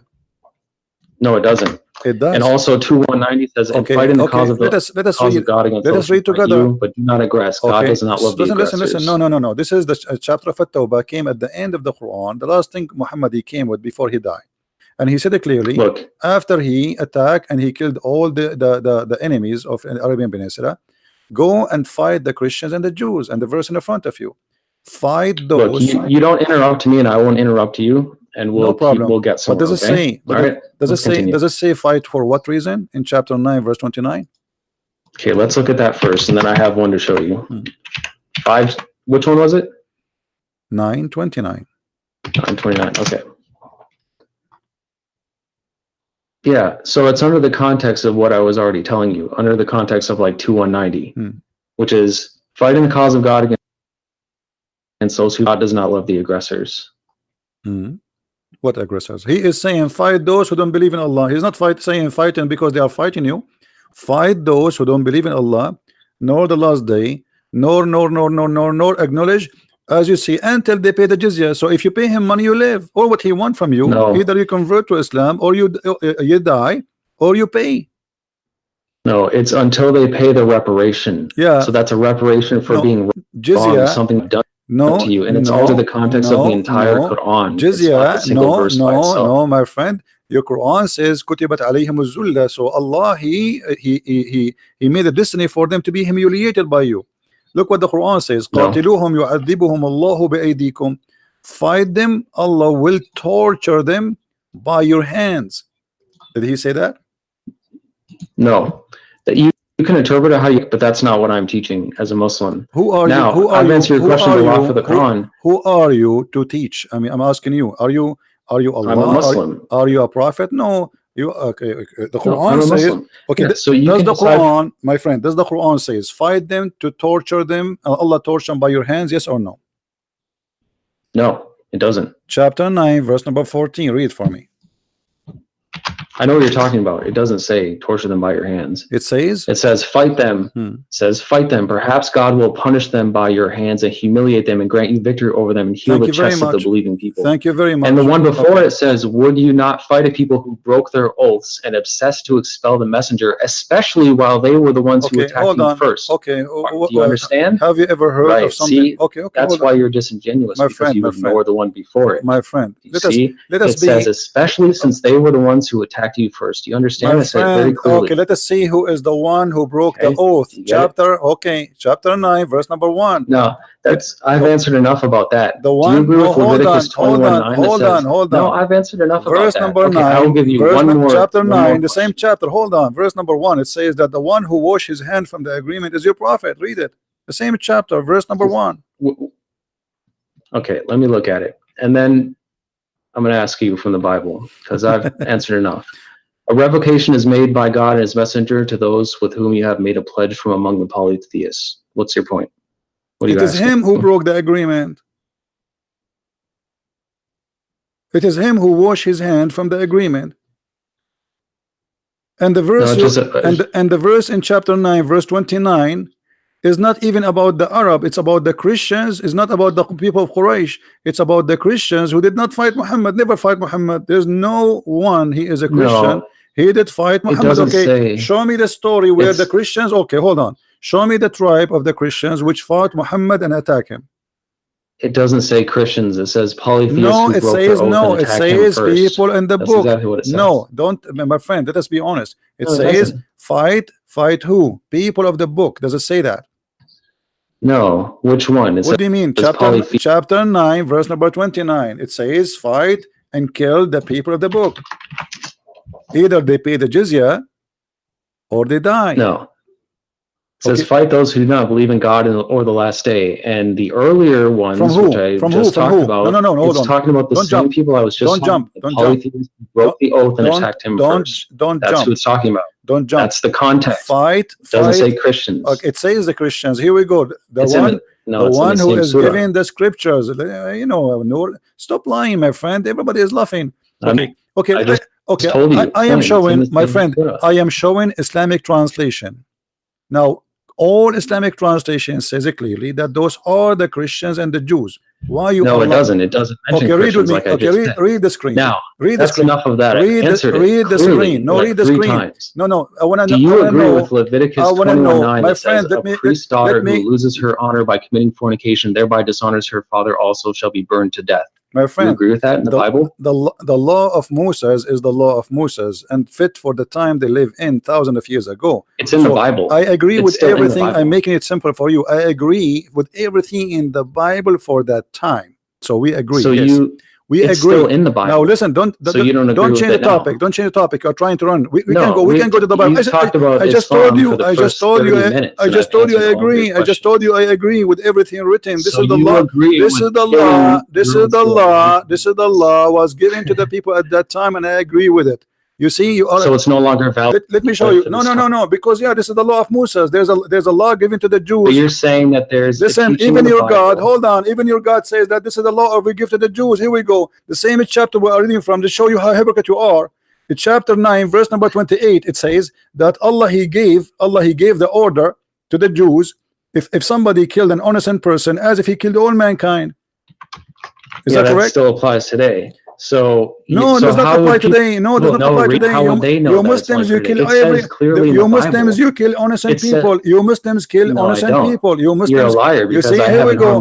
I'm proving you. I'm proving you that you are a liar. It says in front of us, fight those who they are, Christians and Jews. Read the translation. No, it doesn't say that. Okay, read it doesn't say that. Read the translation. It's in front of us on the screen, please.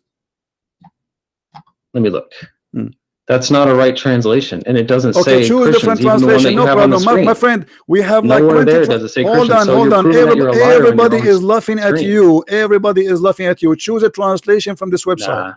Any translation in this website. Okay, my friend. Hold on. Everybody is laughing. Can you please do me a favor? I'm not your friend. Can you? I'm not. Sure, you are not a friend. Here we go. You just showed me that you are a person. You are a person. I don't like evil liars like you. You are a liar. You are a liar. Here we go. Choose a translation from the list. Anyone you wish. We have all this list. Look how big. Anyone he agree with you that those are not about the Christians and the Jews. You're showing it on the screen and it doesn't say Christians. That means you're a liar and a hypocrite. It says a so Christian. Let's look at the Bible. It says a Christian. How are people and hold on, and I can show you the interpretation too. I will let you talk. Hold on. Here we go. This is the interpretation of Ibn Kathir. No, hold on, because you are trying to run. This is Ibn Kathir. Why you are lying? Nah. I'm still talking. This is Ibn Kathir saying those are the Christians and the Jews, and the Prophet he ordered them to be humiliated, disgraced. No. Why you are lying? It's in front of us. Why does your translation not say Christians or Jews then? No, it says that. Here we go in the front of us. No, what's wrong with you? It says here the word Christian andWs. It's in front of us on screen. No. And I don't follow that translation either because it's not. Okay, what translation you follow? What translation you follow? Okay, no. You said to me, you said to me, listen, Abdul, you said to me, how are they supposed to know that that's supposed to be for the time back then? Listen. You said to me, you believe in the monotheism. You believe in the monotheistic translation. Can you read for me the verse from that translation? No, you agree that a non-version. Can you read for me? Can you read for me from the translation you quote from me from? So why now you don't want to read? I told you I agree with everything in the Old Testament. All you can do is yell, and you can't answer anything because you know you're wrong. I told you I agree. I am not ashamed. I am not ashamed of my book. This is my book, fit for them, and this is their time. God gave them a law. Then for the record, so now I'm asking Christian you, Prince, why you are lying, saying this admits, verse is not about the Christians? Why you are lying? So for the record, Christian For Prince the record, admits why you that are he saying, agrees why that you don't read for non-virgins me? will- Stop Why interrupting me. you don't read for me the verses which is in the Quran translation, the one you just read for me from before? Can you give me the link? Okay, hold on. But okay, I'm not guys, gonna let you keep can somebody find me the monotheism translation for the Quran, the one who told me he is reading from? Can somebody post the link? Yeah, Google it. It's pretty easy. I already read it to you as well. Hold on. It doesn't. It says fight those who do not believe in the God of the last day. It doesn't say in there. Doesn't say from who? Doesn't say from who? It doesn't say from who.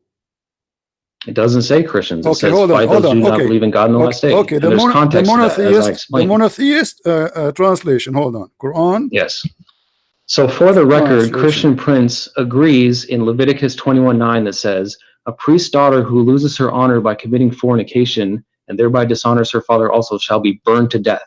So he's saying that any priest's daughter who is a non-virgin should be burned to death. He agrees with that. That's pretty evil and disgusting.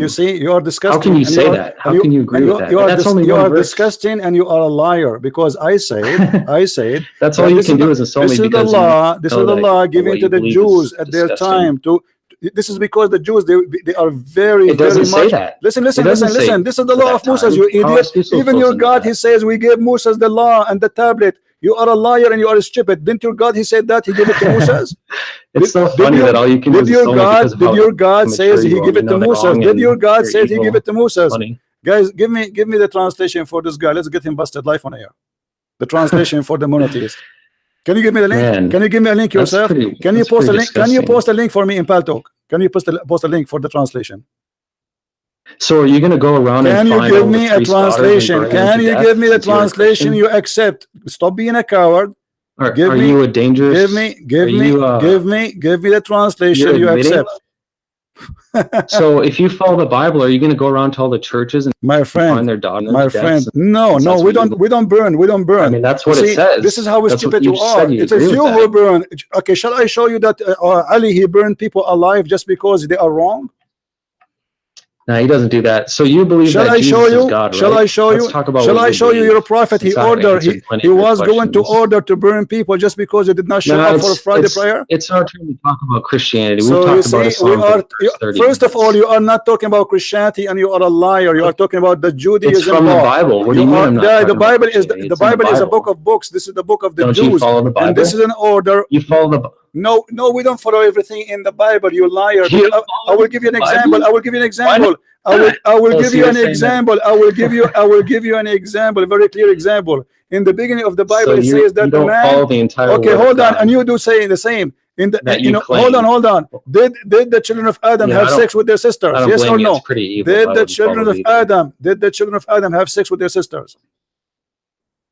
Well, that's ridiculous. Did they have sex with them? So it was allowed for them. So it was allowed. So it was allowed for them, but it's not allowed for us. To their fathers. Listen. So it was not. It was allowed for them, not allowed for us. That you should kill their son. See, this guy, he just want to talk. Was it allowed? Nah. Now, let me ask you. You talk over me. Okay, hold on. Did your prophet allow the muta?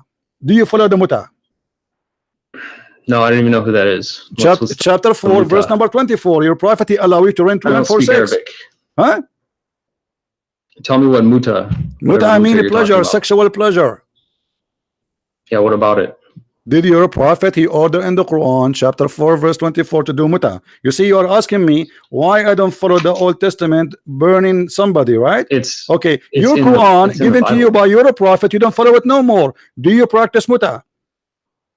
No, it says, here's what it says, 424. So, in the name of God, the Almighty, the Merciful, Bismillah ar-Rahman ar-Rahim, and the end intended for the women except those maintain the book of God is over you and permitted for you what is beyond this if you are seeking with your money to be independent for illicit sex.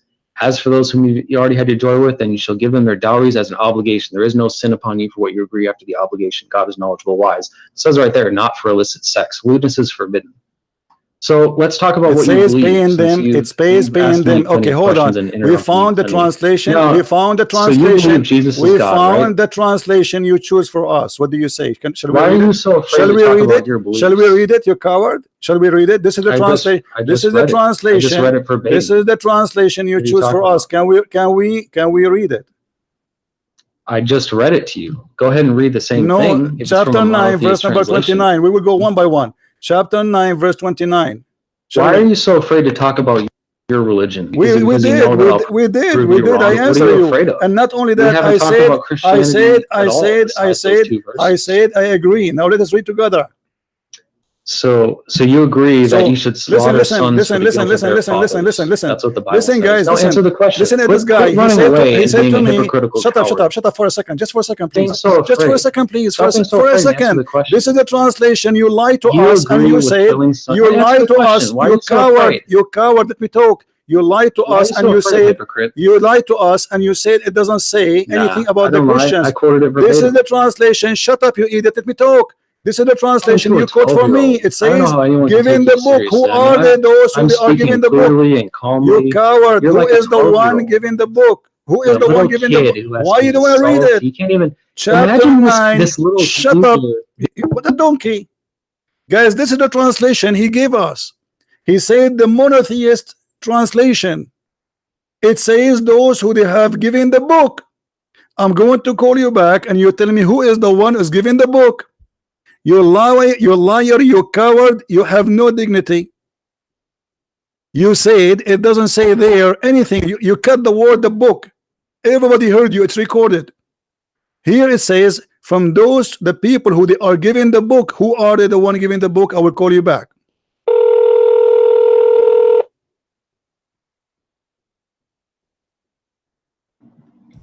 You don't mean a child? Who is the one is giving the book in the translation? Who is the one is giving the book? You want to have a real, you need to be more, because you don't let me talk. You don't let me talk. Who is the one is giving the book? Answer. Who is the one? You said the verse is not about the Christians. Who is the one giving the book? Explain to us. I have let you talk and ask me questions for the I answer you too. I am asking you now. Who is the one is giving the book? You said there's no Christian there. This is not about the Christian. It says in the translation you choose that this is a war against those who don't believe in Allah, from those who they are given the book. People of the book, who are they? Discussion, like any formal who debate. Are they? Why you don't say, okay, tell me, no enough. problem, we are discussing. Tell me, who is the one? Who are they? Those who they are given the book according to Islam. You say this is not about the Christian. This is not about the Jews. Either you apologize, you say you were stupid, or you say I was lying, or you say the truth. Okay, who is the one is giving the book? I will answer in a minute, but you need to shut up and learn to have a normal listening. conversation. Go ahead. I'm listening. Go ahead. Who is the one giving the book? In a normal debate, we are not debating. This is not the debate. You are a kid. You are a kid. You are a kid. You are a kid. You are a kid. You are a liar. I don't respect you. Answer. In a debate, they don't allow one person to constantly yell and interrupt the other person. You are the one. You are the one who interrupting. I am asking you. You change the topic. You change the topic because you are a coward. Now answer. Stop talking. Stop talking. Saying nothing. What is the answer? What is the answer? What is the answer? You potato. What is the answer? Are you going to answer or not? Are you going to answer?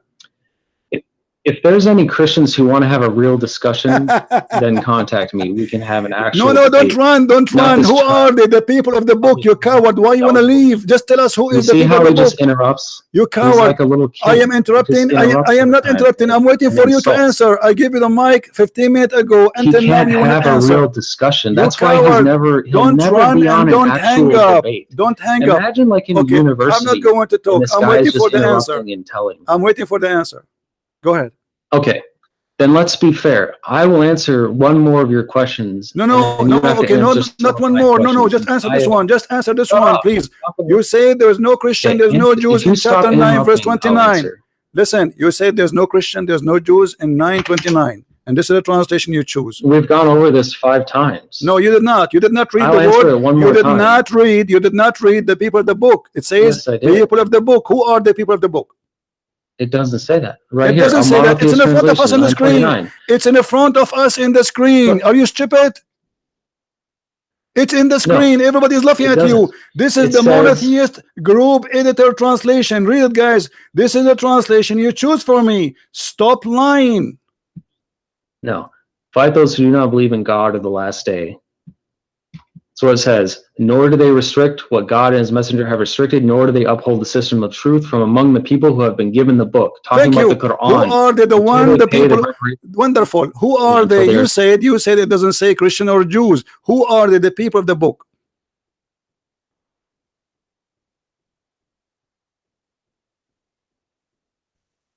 It doesn't say Quran. It's talking about the My system friend, of who truth. are they? The people of When the you give book. them the Who book. are they? The people of the book. The Hindus, the Buddhas, the atheists. Who are No. they?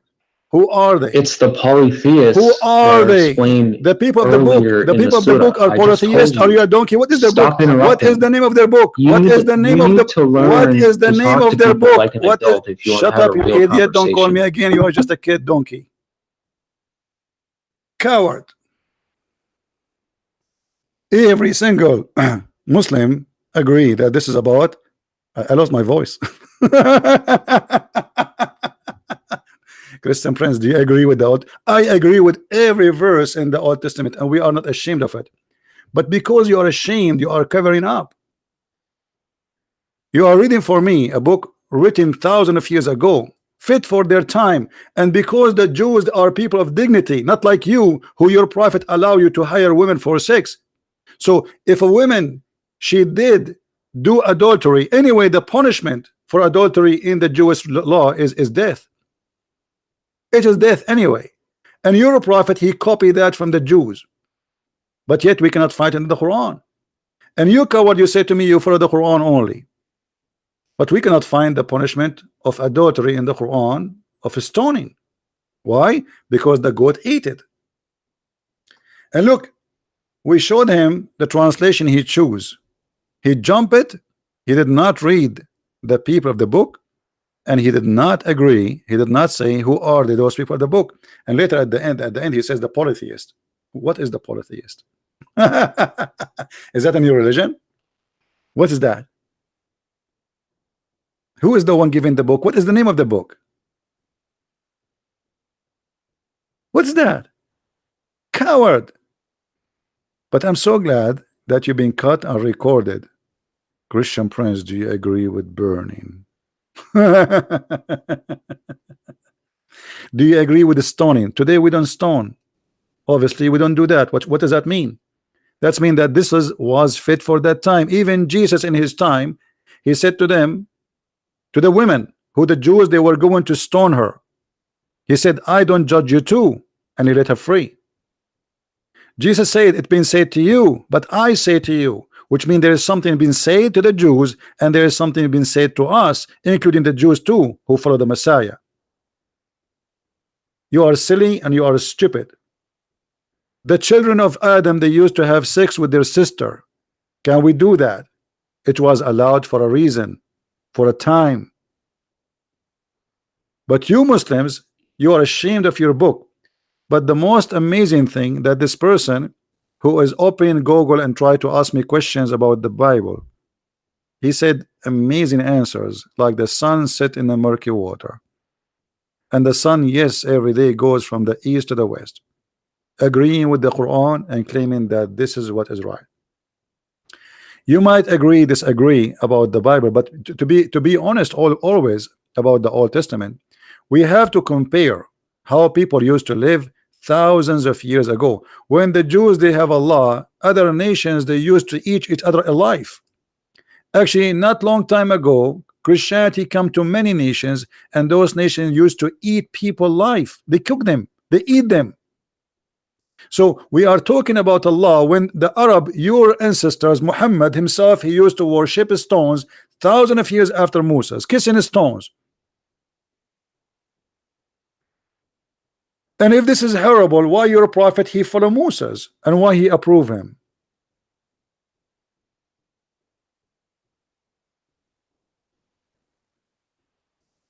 You see what happened always, you will see somebody, he will come in the year 2019. He says, look what it says here. We'll go there and live at that time. At that time, everybody lived by the sword and died by the sword. And this is a small society. They are called Jews. They want to be sure that this is an extreme punishment, so nobody will do it. So when you do that, you know that what you are going to face. You do it, it's mean you choose the punishment. You have no problem. When here in America it says if you kill somebody, some state agree with the execution, they will execute you. It's mean you don't care. Execute me, I will kill him. When you break the law, knowing what the punishment is not a secret. That's mean you are willing to take care, to take all the way up to the punishment if they discover you did. So when we speak about something, we speak about it in the time and in the history. We don't compare it today. Until now in Texas there is a law, it says women underwear are not allowed to published in the public with men underwear. When we hear this we laugh.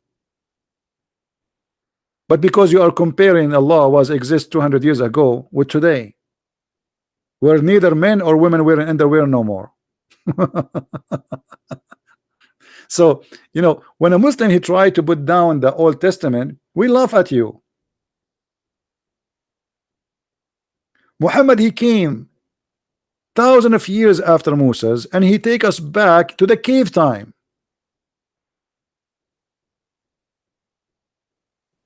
And the proof, it is you who said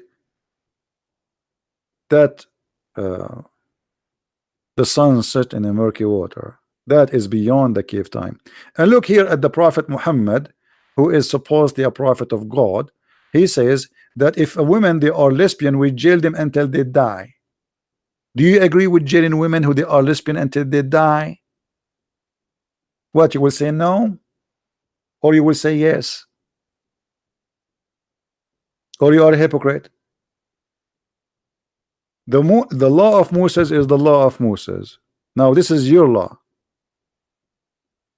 And if somebody is a gay, we beat him with sandals.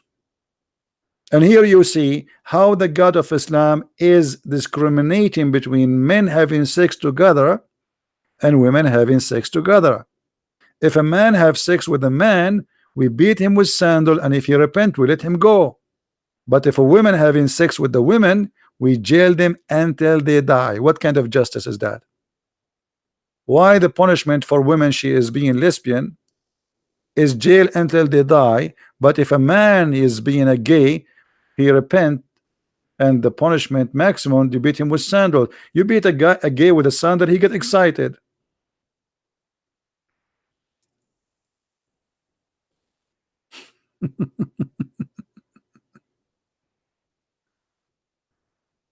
Sandals, and if you repent, you let him go.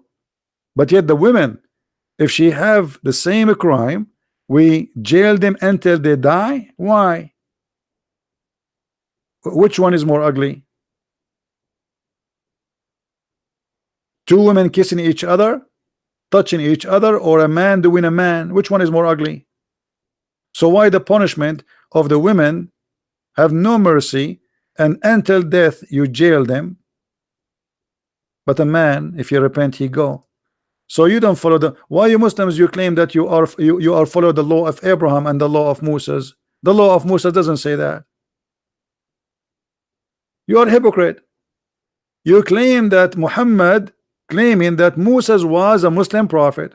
Okay, where is the Muslim prophet who followed Moses? The Muslim prophet. Moses is a Muslim prophet, Muhammad is a Muslim prophet. So how come the law of Muhammad has nothing to do with the law of Moses?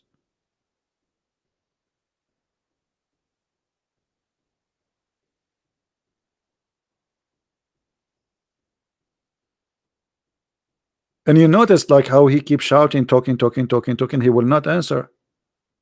I said to you, I agree with everything in the Bible. I agree with everything. Those things fit perfectly for that time.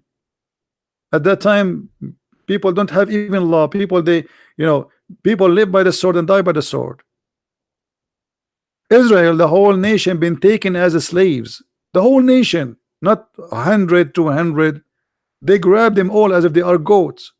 Have you ever heard of such a thing? So you want to compare people who live 3,000 years ago with people who live 3,000 years ago. Not you come today where women they go in the beach and they are almost wearing nothing.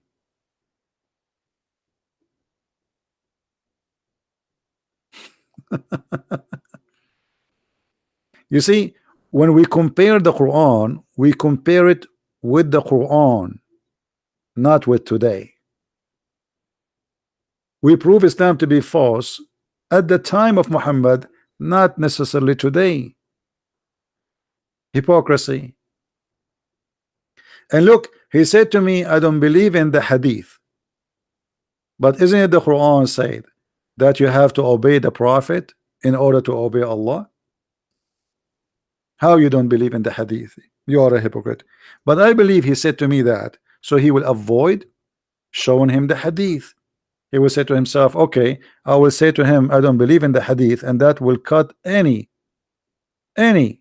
try from him to get me busted from the hadith. I will say I don't believe in the hadith. That's it, it's gone. But the Quran written in the same time, there's nobody have the Quran. Actually, nobody have the book of Al-Bukhari. Al-Bukhari does not exist. Nobody have the book of Sahih Muslim. Does not exist. Nobody. Those books are not printed. This is somebody claim that this is what Al-Bukhari said.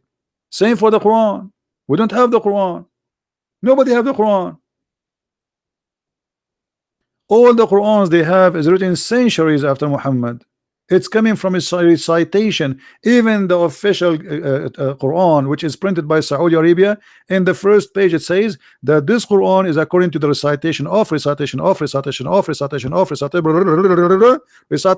Muhammad.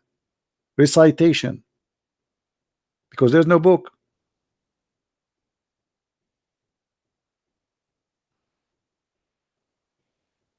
So what is your book? And not only that, Muhammad himself, he said that the one who obey the messenger, he obey Allah. You say I don't believe in the hadith. That's mean the Quran proven to us to be short of logic, because now how we can obey the Prophet if we don't receive the word of the Prophet?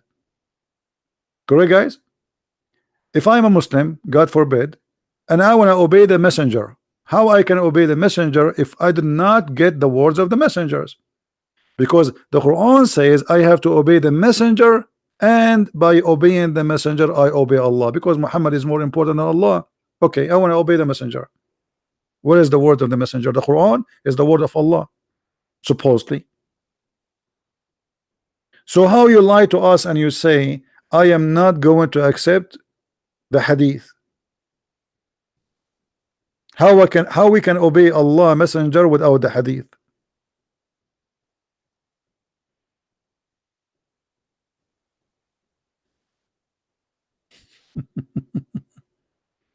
Right? Now listen.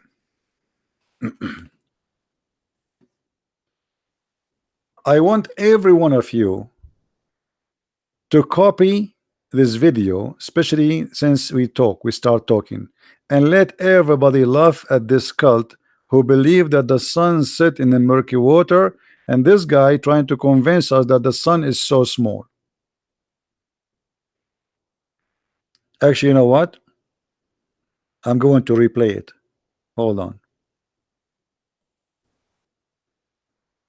I don't know how long ago he called me, because this is fun. When he started talking, by the way, I thought he is like I mean, he's being funny or something, you know, but this guy is serious. This guy is serious. He's very serious. He's talking about, you just said how we see the sun. That's mean that the sun setting, sunset, sunrise, correct? I mean, you can say that water is running. You know, is that wrong? No, the water is running. Yes, water is running. No, water is running. If it's running, it doesn't literally run. No, it does. It doesn't literally run, just like the sun. It moves. No, it does. It does. The water run. The water move from A to B. Water has legs. You're saying that water can run with legs. Water doesn't have legs. My friend, running have nothing to do. I'm saying running have to do nothing to do. Okay. Remember. First of all, you are not reading the Quran. Quran is not meant to be in English. In Arabic, it says tajri. It actually is. Tajri. No, it's in Arabic. Tajri. Yeah, I know. The word tajri, it's mean go ahead. You run. It's running from location to location. Now, you said and you agreed that this is about how we see the sun. So Allah speaking here about the sun setting, the sun rising, but this is absolutely false. The sun does not set, the sun does not rise. All it says is that it runs to a specific destination, and running is interpreted the same way that water is running. Okay, it moves to a certain destination, which it does every single day. It's just a all right. If we go just two verses down, you can read the verse before it. You can read the verse before it. And the moon after it have measured in their mansion. The Quran believe that the moon have mansions, and this is what the religions before believe, that the moon he have mansions, he live in the places, and he moved from place to place. And people, even the Serbian, they used to go, and when the moon disappear, they go to the second town to welcome him in the other town, because this is a new moon. Now here you notice that the moon have houses, and he says to you, and he run in the old way, as it was in the old way. But this is not true. I mean, this is false. Now if we go in verse number 40, it says, it's not permitted for the sun to catch up the moon, nor can the night outstrip the day. Each just swim along in its own orbit. Is that correct? Yeah, swimming in an orbit. But let's take one thing at a time. It's also important to quote the Quran correctly and not just interpret it, like not just use your own words every time. So 36:39 says, and the moon we have measured it to appear in stages until it returns like an old palm sheath, which it does. It's like the different stages of the moon, which is but here it says it live in mansions. Is that true? There's mansions for the moon? No, I'd say that in the Quran. It says? It says it appears. It says no, it's in front of us. Everybody can read. I'm reading your Muslim translation, not my translation. Yeah, which one are you talking about? 36:39? Yes. Yeah, it says, and the moon we have made appear in stages. What? So if you want to read from the one that I read from, it's the monotheist translation. What translation you are reading? Here, I'll post it in chat. You can Google it. It's called a monotheist translation. Otherwise, you can go here. Monotheist? To what does that mean, monotheist? Yeah, monotheist means one monotheist. That's what we are. We reverence one God. That is a new form. Monotheist. Let me see if we have it here. Yeah. Monotheist. It says it in it as well. It talks about monotheism. Okay. Yeah, but my friend, do you speak Arabic? Only some. I don't speak it fluently because it's not my native tongue. I mean, but I should learn it. This translation is absolutely false, my friend. It says, وَالْقَمَرُ قَدَّرْنَا مَنَازِلَ حَتَّى عَادَ كَالْعُرْجُونِ الْقَدِيمِ. So it says the word manazil. So how this guy, whoever translated this translation, he said, you can copy this word manazil as you see in the screen, post it in Google, and you will see it mean houses or mansions. So this is a false translation. Well, there's lots of translations that translate it that says the moon we have measured it to appear in stages, and Arabic is a rich language. Anyway, guys, you can play it later. Please download the video after we finish, and you can cut the part where if you want to make it short, where this Muhammad, and he says the sun is swimming and going in the murky water. You know, actually, I just got some coffee. I missed the coffee. But it's very funny how a Muslim always try to fabricate. Right away, they don't want interpretation of any scholar. They don't want the hadith. And he is a Muslim. He is the one who understands the Quran. And now, after understanding the Quran, he come with the conclusion that the sun set in the murky water. Hey, Zuha, how are you? Guys, Zuha, she was making fun in her comment. I made a video about her comment, if you remember. She said how the Bible says that the sun is created in the fourth day. How are you, Zuha? Zuha, so you are making fun of the Bible for saying that, but the Bible says in the beginning, God, not Allah, created the light. So we have light, but in your Quran, Allah created the light at the end. And not only that, your prophet, he says Allah created the sun in Wednesday. So what do you think, Zuha? Do you like to laugh at Allah? Because you said this is against the science. Everybody, I have a video, everybody can watch it. Your comment is there. Correct, guys? Your comment is there. I am a normal human being. I'm so glad that you are a normal human being. Why? I was expecting you to have 4 legs. I know you are a human being. I just want talking to you. Otherwise, I will not talk to you. Like when we talk to cats, we say meow, meow. I'm talking English to you, so obviously you're a human being. I'm talking to you. So what this have to do with my question? Why you made fun of the Bible saying how God can create the sun in 4 days, and this is against science? But while the Quran says Allah created the sun at the last day.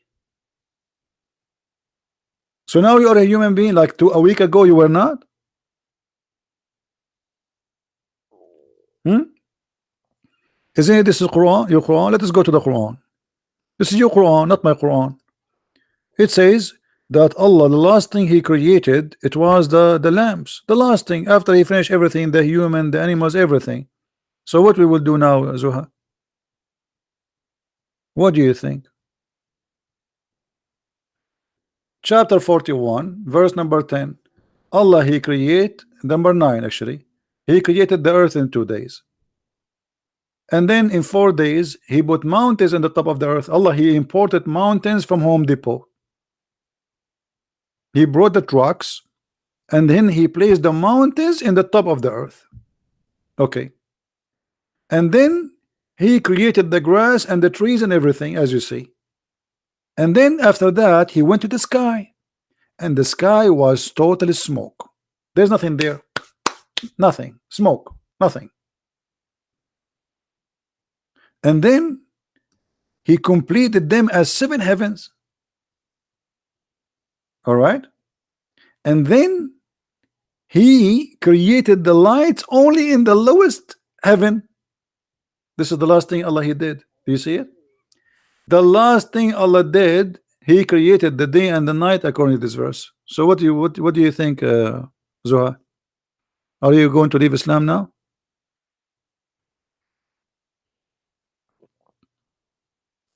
First, read your Bible. I agree with my Bible. Yes, guys, how many times I need to re-say? You see, this is the difference between us and you. You Muslims are ashamed of, you make fun of the Bible. When we show you what is in from the Quran, especially if it's agreement, you bite your tongue. You say, I was a human. I'm just a human. I agree with my Bible. What's wrong? Why don't agree with your Quran? Do you agree with your Quran? How many times I need to repeat saying, I agree with my Bible? Do you agree with your Quran? No, I know how to refute, get you busted. I agree with my Bible. Do you agree with your Quran? Either you say yes or no. Do you like to call me Zuha? Do you like to give me a call? Call me, and you can read for me from the Bible, by the way. No problem. I like it. But obviously you don't want us to read your Quran. That's why you're upset. And you pause for us, read the book of Judges. Okay, what is the book of Judges in the Quran? Why we don't have it? How come the Jews they have it, you don't have it? Where is the Psalm? Where is the book of Moses in the Quran? I mean, what kind of book this book is? Why the book of the Jews have every prophet book, and in the book of Muhammad there's nothing but fairy tale stories? Where is the stories of Moses? Where is the book of Moses? Shouldn't the Quran, if you Muslim, you say that Moses was a Muslim prophet, shouldn't the Quran be a book by itself additional to the book of Moses? You say to us that Isa was a Muslim prophet, shouldn't the Quran be additional book to the book of Isa? Where is the book of Isa? Islam religion is like an orphan religion. It is an orphan. There's no daddy, there's no mommy, there's no books, there's no reference, there's no witnesses. Nothing. There's no manuscript. Where is the Quran itself? Where is the Quran? Who is a Muslim want to show me the Quran? There's no Quran. Even you Muslims, you say to us that Uthman he burned all the Quran. Why Uthman burning the Quran? He have Islamophobia? Why Uthman did that? I think Uthman was the first Islamophobia. Shame on you, Uthman. Uthman the Caliphate was Islamophobia, burning the Quran. Stupid. I don't agree with burning the Quran. Why you want to burn it? Let us read it and love. But obviously Uthman was Islamophobia. Anyone can tell me why Uthman he burned the Quran? I will tell you why. The only reasons even though I'm not there, that the other Quran are not the same. He wanted to unite the Quran because there's many books, they are different. Otherwise, why he want to burn the Quran? Imagine I have 1 billion copy of the Bible. Why I want to burn it?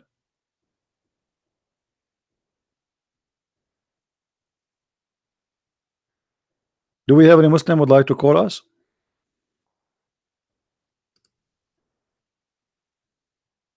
And by the way, the verse we see in front of us on the screen, chapter 41, verse number 12 and 10 and 9, 11, it's total contradiction for chapter 79, because in chapter 79 Allah created the heaven first and then he finished the earth. In chapter 41 Allah created the earth first and then he finished the heaven, which is a clear evidence that the Quran cannot be a book of God. I mean, this is the most simple way to see how silly the Quran is. Have you ever heard of a God who don't remember the order of his creation?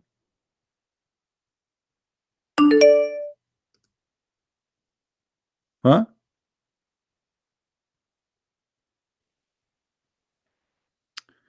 Hey, somebody saying to me,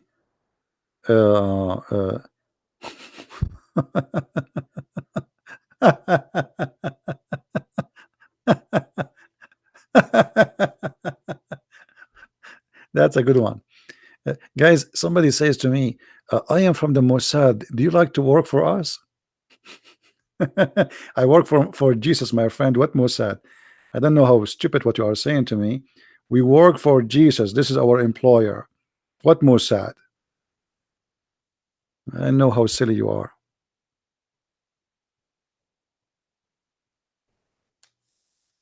And what I would do for you?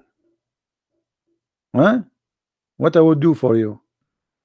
I want to work for the Saudi Arabia Mossad. They pay better.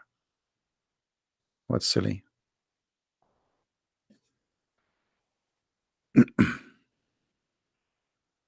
And by the way, we debate the Jews too. I have many videos getting many Jews busted. So what do you want? What do you want me to work for? I get a lot of Jews busted. If you bring me Netanyahu here, I will spank him.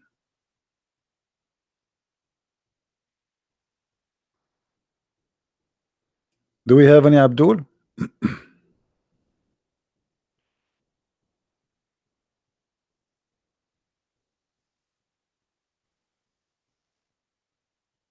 Anyone? Yeah, you know, we don't take a side. I mean, anyone who is wrong, he's wrong. That's it. I made many videos, you know, rabbi, even Christian minister, Protestant, Catholic, I don't care. You say something wrong, I'm against you. It doesn't matter who you are. And the Jews, they will not be saved unless they accept the Messiah. They are not better than the Muslims. There's no salvation but by the Messiah. As simple as that. Yes, you believe in the same God. Yes, you believe in the Old Testament. But I believe strongly that there is no salvation but by Christ himself.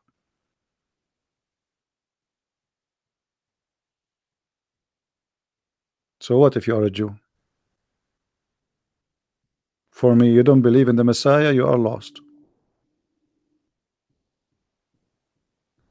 Yeah, we are not talking about who blow up himself. This is not the topic. You see, we are talking about salvation. We are not talking about, we are talking about at the end of the day, you see, all of us, we will die. For me as a Christian, I believe there is no salvation except by the Messiah. Moses will not save me. Abraham will not save me. Nobody will save me. There's one name only can save me. As simple as that. This is what Christianity is about. I am the door. I am the truth. I am the resurrection. And yet the Muslims, they say to us, where Jesus says, I am God, worship me. That's a good one, isn't it? I am the life. I mean, even by the way, Allah, he tried to copy the name of Jesus, which means Muhammad. So Allah, he can't call himself the resurrector. That is Jesus. Allah resurrect nobody. Show me where Allah, he was able to resurrect even a chicken. Stories, no witnesses for anything. Even the Quran says it clearly. that Allah he refrained from sending miracles. Have you ever heard of a God he refrained? Why? Are you from the yellow vest in France? What do you want? You want less tax? God always make miracle. He's a miracle. Whatever he do, it's a miracle. Whatever God he do, it is a miracle. So how God, who is a miracle, he cannot do miracles no more, and he says we refrain? That's an excuse. You refrain?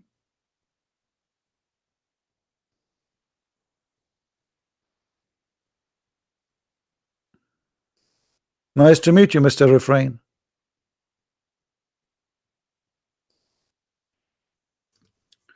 And when the Muslims they say that the Prophet of Allah have a miracle, what is that? Marrying a child, she is 6 years old. What is that? Go into the seventh heaven and there is no witnesses? Show me the miracles of Muhammad in the Quran. They say to you, the moon, brother, the moon, split the moon. The Quran never says Muhammad split the moon. The Quran says the judgment is near and the moon split. As of Allah, have nothing to do with it. Guys, if I say the judgment day is near and the hurricane came, does that mean I am the one who made the hurricane? No. Obviously it's not me, because if I am Allah and I am saying that to you, then there is no way I will say the judgment is near and the moon split. I should say the judgment day is near and I split the moon. Correct? I split the moon. You don't tell me the moon split. And by the way, the statement alone is a proof that Muhammad is a false prophet. He saw an eclipse and he believed that the moon split.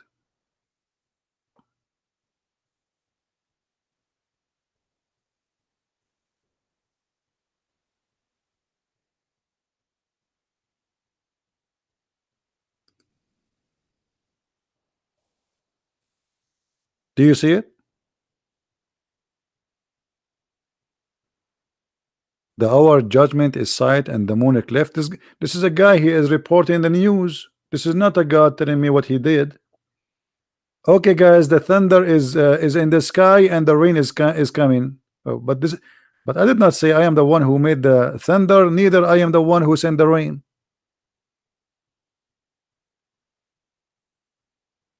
You see it? This is the miracle they claim, and this miracle proven to us that Islam is to be false. Because if Muhammad making a prophecy according to his God, he is saying the judgment day is near, but this is 1400 years ago, and the judgment day is not until now. It's not here. And how the moon split? Where is where? Okay, did we glue it together again? Hey, by the way, yesterday I bought a crazy glue. Do you think Allah he used a crazy glue at that time?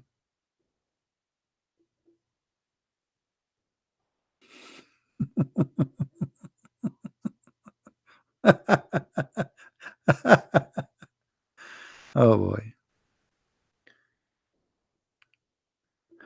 Do we have any Abdul? By the way, crazy glue is good. Crazy glue will fit perfectly with the crazy Quran.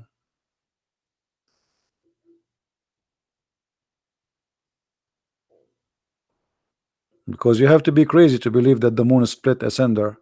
And what happened? Allah changed his mind after he split it. Okay, this is a sign of judgment day. That's mean judgment day. So what happened? He changed his mind. He put it together again. He looked suddenly at his smartwatch. He said, oh, it's too early. I'm going to change the hour now. You split it already. And now we heard the Abdul trying to convince us that the sun really set in murky water. And look, I said to him murky water. He says no, not murky water, hot water. Supposedly, like, I mean, it make a difference. By the way,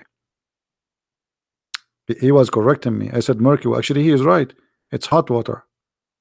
But look, he's like, this is the man is consistent. Like, no, it's not the murky water. It's a black, dirty, hot water. Oh, okay. And the sun is there now. Oh, okay.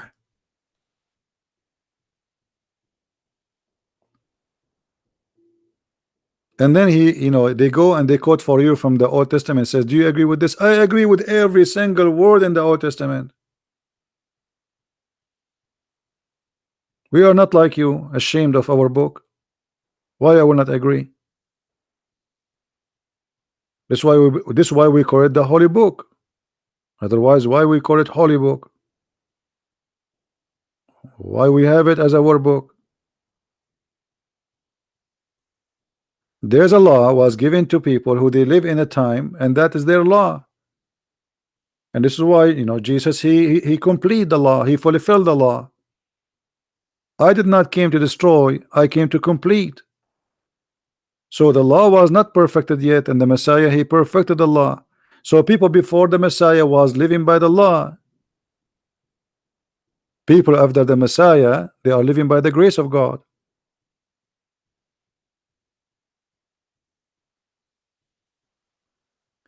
Even the Jews, they understood the law wrong. When Jesus, he do something in a Saturday, in Sabbath, helping somebody, the Jews, they say, why, what are you doing? This is Sabbath. So what Jesus said to them? Sabbath was made for the man, not the man made for Sabbath.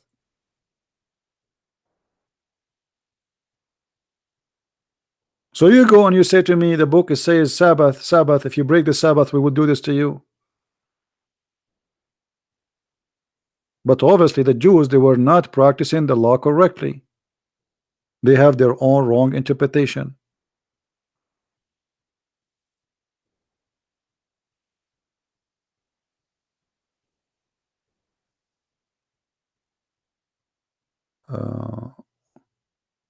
Yeah, this is not a verse, my friend. The verse about if Muhammad he like a woman, her husband must divorce her, is not a verse.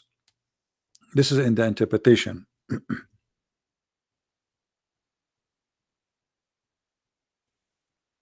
You know the story where Muhammad he liked his own son wife. Let me show you the interpretation.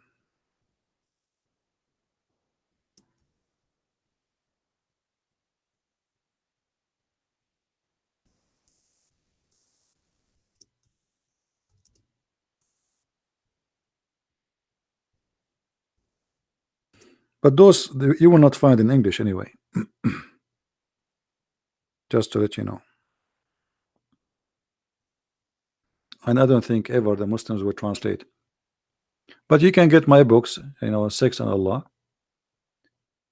and you will be able to read.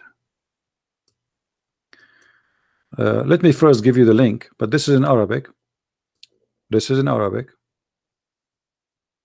But what you can do, you can open with Google and you can translate the whole page. This is the official government website of the Kingdom of Saudi Arabia. This is official website of the Kingdom of Saudi Arabia. I posted the link for you. So what you can do, you can translate. Let me show you where it's going to appear.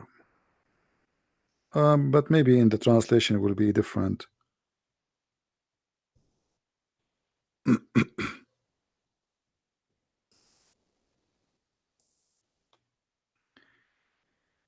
Here where it says and from what is it was lawful for the prophet, which means only Allah gave it to the Muhammad only. The first, the best of the booty. Muhammad, he will get the biggest TV in the booty. We attack a house, I take the best of it. Allah made for him an order alone. Then number two, to take the fifth from the booty. Number three, the prayer. Number four, to have increase of number of wives. Number five, to offer women by hiba, which means to give herself. You do not need to marry her. You do not need to ask for engagement. She give herself. She is lawful. Number six, to have sex with the women without the permission of her father. Number seven, to do that, to have sex with the women without paying a dowry, because it's sex, is not marriage. Number eight, to have sex during doing Hajj or going around the Kaaba. Number nine, If he take an oath, he can take an oath to his wife, but he can break it. It's lawful for him. Number 10, and here is the problem, or all of them they are problem actually. إذا وقع بصره على امرأة وجب على زوجها طلاقها. If his eyes fall into a woman, her husband must divorce her, and it is lawful for him to F her. Let us use a Google translation. All right, Google will not really give a good translation, but you know.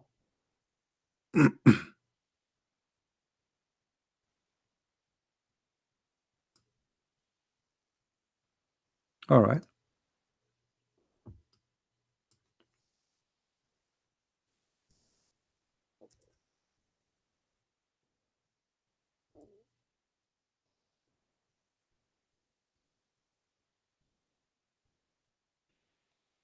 here we go. You see, this is the auto translation. If he sees his eyes on a woman, for sure here translation is not correct. If his eyes fall into a woman, her husband must divorce her. Capiche? Do you see it? Number 10.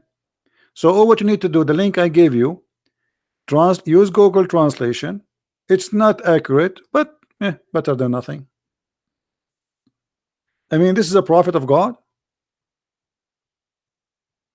If his eyes fall into a woman, her husband must divorce her. Why? Why? What is that? What does have to do with religion? What does have to do with God? So because I'm a prophet of God, if I like your wife, you have to give her to me? If your wife, she walk by and she serve me some tea or some coffee and I like her, you have to divorce her immediately so I can sleep with her. And by the way, all cult leaders, they share the same thing. All cult leaders, they tell many women to sleep with them. All the women who come to their religion, they want to sleep with them.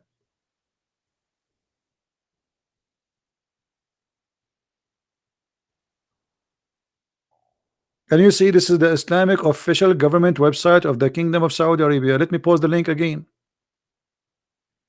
You can open it with Google. Be sure you open it with Google, so you can click and do Google translation to the language you speak. I don't know which language you have, and right away you go to number 10.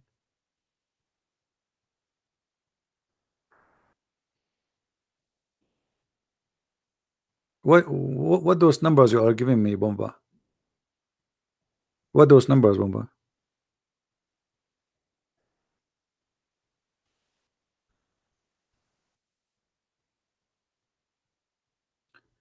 Any Muslim?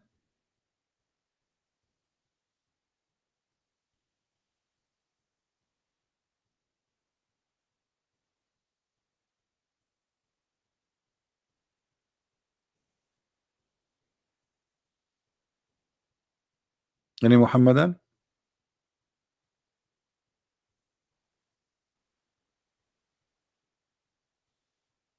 Call Abbas. Abbas is driving. Abbas is driving, and he's a prophet.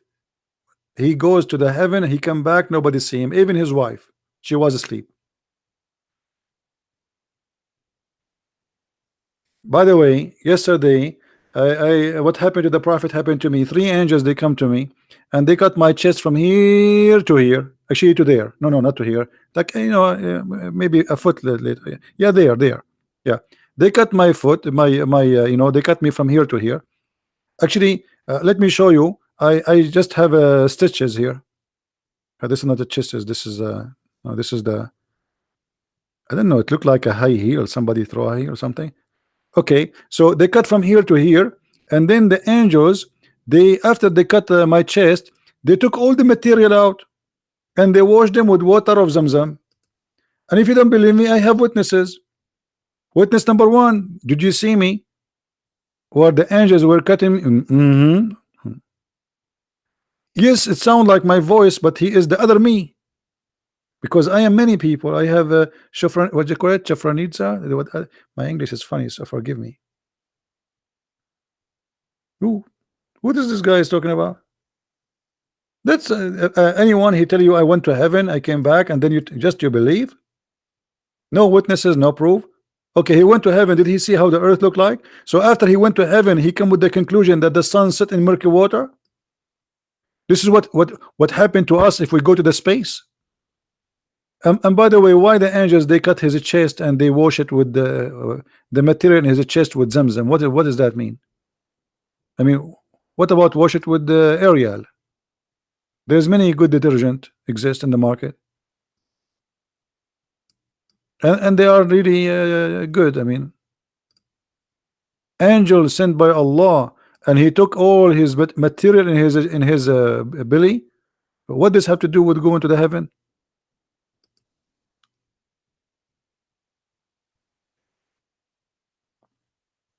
By the way, I heard, brothers, that hold on, let us call Zach and I. Christian Brent, I told you don't call me late at night, and I am at sleeping right now with my 4 wives. But brother Zach and I, we have a very urgent question, and we need the answer immediately. I told you once at the time. I'm going to sue you. I'm going to call the police for you. You are not valid, brother. But we need to know what is the connection between cutting the chest of the prophet and his stomach and taking everything off and washing it with Zamzam to go to the heaven. Christian Prince, I'm going to get you busted. According to NASA, all the space people who went to the heaven, actually to the space, before they went to the moon, what they do to them? They do surgery, and they are sure that they are very healthy. So they do X-ray. In the time of the prophet, there's no X-ray. So the angel, they cut his teeth and they took everything off to be sure everything is fine, and then they put it back. So because they want to be sure that he is healthy because he will go to the space? Absolutely. And I think now I get you busted. Well, I have to agree. I mean, your answers, by the way, is amazing. Amazing how fast you make those answers. I told you, I'm smarter than you, and I am more sexy than you, and I know it. And don't call me again. Hello. He hang up. Anyone knows what the point?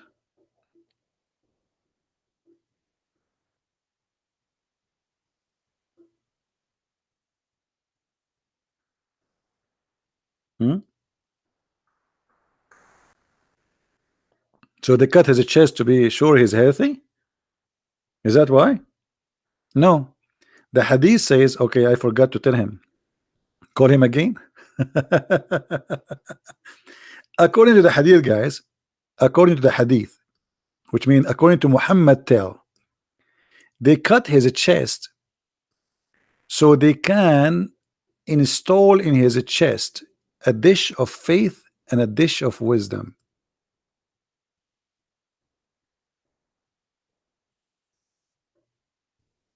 Let us find the hadith.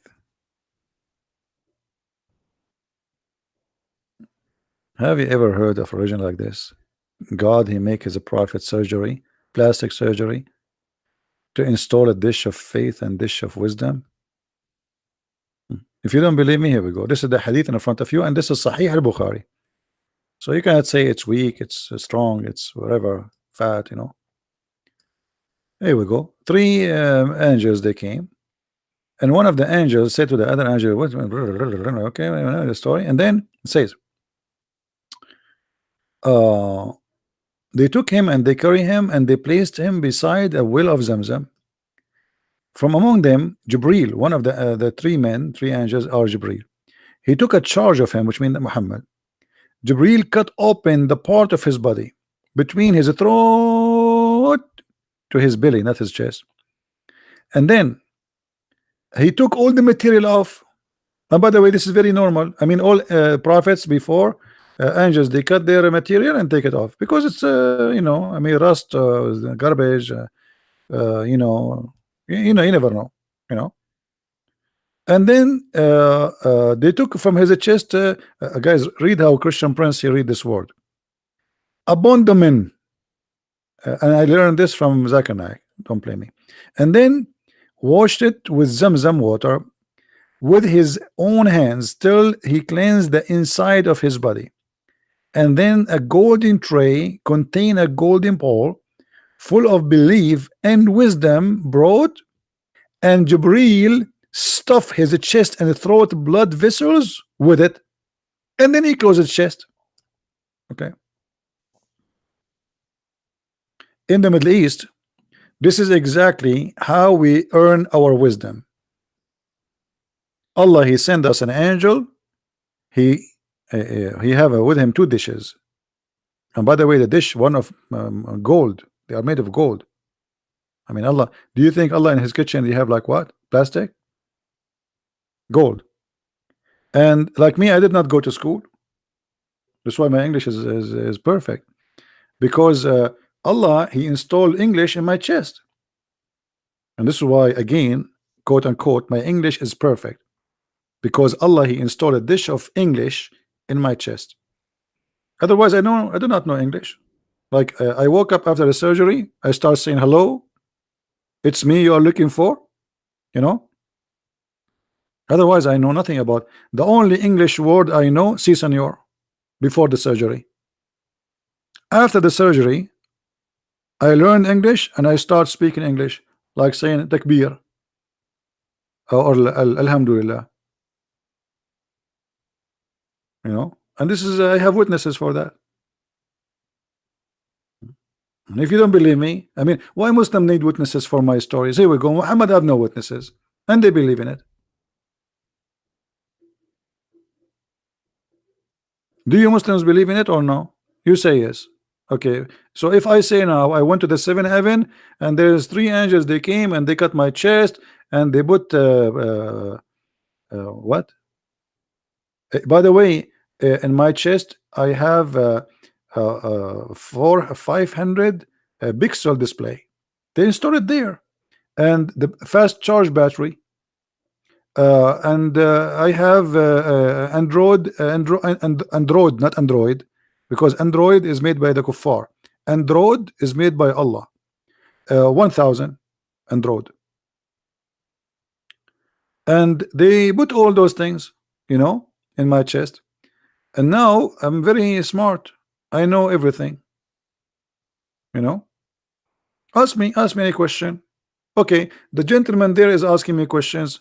Where is Brazil? Crazy. Brazil in Brazil. It's in Brazil. You know, ask me a different question. Where is Africa? In Africa. What's wrong with you? I told you I know everything.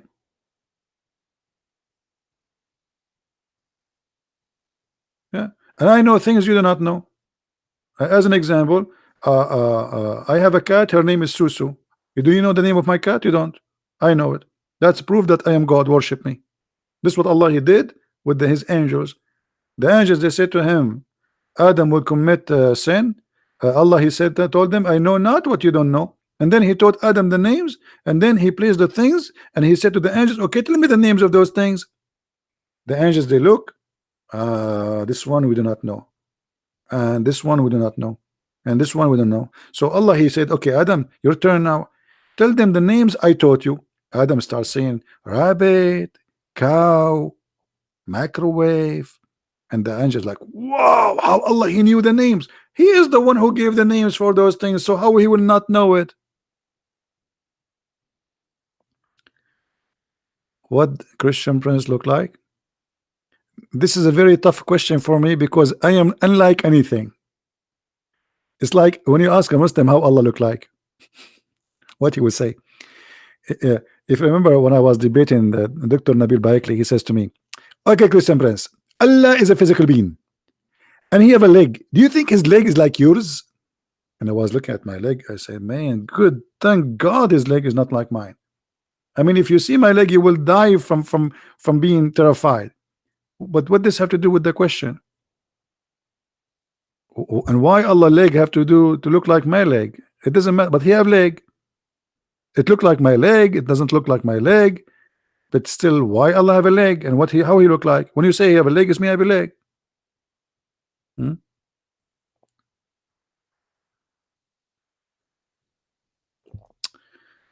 Anyway, Do we have any Abdul?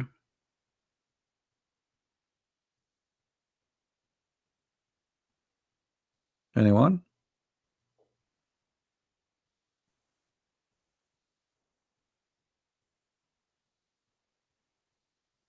Actually, I'm afraid. I'm afraid that one day the atheist will use how I look like against us as a Christians to prove that we are coming from the ape.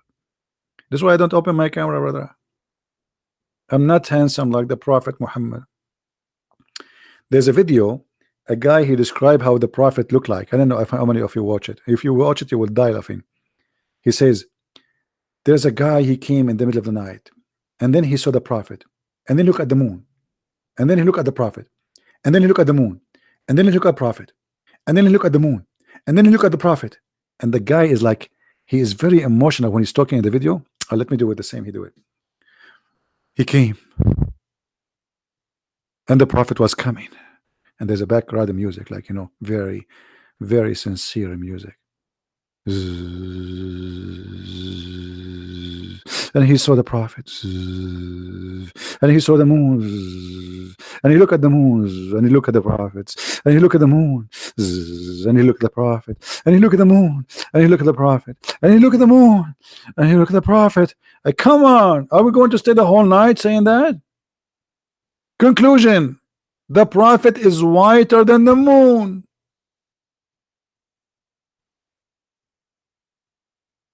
That's the whole story. People these days, they spend money to get dark skin, my friend. But those Arab are obsessed with the white. You go in the Middle East, you will find every Arabian woman, every mother. My son, I want to make you. I wanted you to marry a beautiful white girl. And you say to yourself, oh boy, my mom, she chose for me a white girl. Okay, she have to be white. You know, otherwise it's not. Actually, in the old days, I don't know if you know, I told you that Muhammad, he promised them that a woman she have will have 1 mile bomb, right? 1 mile in the heaven. You know, when I was a kid, there was a song, and I could not really understand what it's mean in Arabic, but it's a nice song. I mean, as a words, it says that there is a woman. She was so beautiful to the point the camel could not carry her. And I was asking myself, what is the connection between the beauty of the women and the camel is not able to carry her? I could not find any connection. I mean, the song is this, what the song says. And then later I figure out from, you know, the elders, they say that in the old days, if a woman, she is very heavy duty, you know what I'm talking about, very big, you know, that means she is so beautiful. And if the camel could not carry her, that means she is the beauty queen. Not like today, everybody want to lose weight, blah blah blah blah. Go back in time. You can eat as much as you can, and still the men, they will be fighting to marry you. They will be like, please, please marry me, you know. And you say, no, no, no, no, I have to eat more. So in the old days, the the bigger you are as a woman, that's mean you are healthy and you are good. You will give a lot of babies, and the babies will be big. So uh, if you are skinny, you know, that means you are sick. That means something wrong with you. So this is why the songs, and this is why Muhammad, he promised the Muslims that the women will be so white, extremely white, to the point you can see through the marrow of their bones. You remember the hadith, right?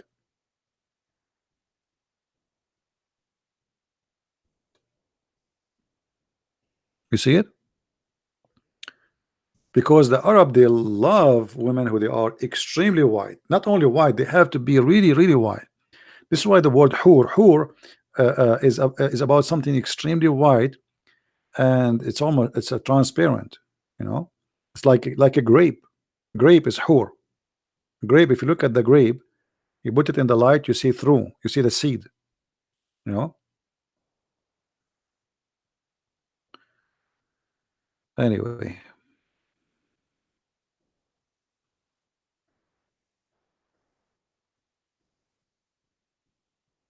all right. I think we are done for today. I know that we have 966 people. What? Why we have 966 people? Only 776 they like my video.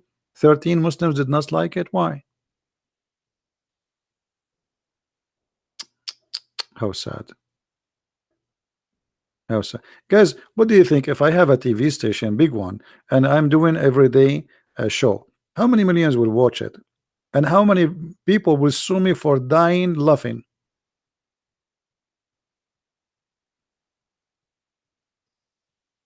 Hmm?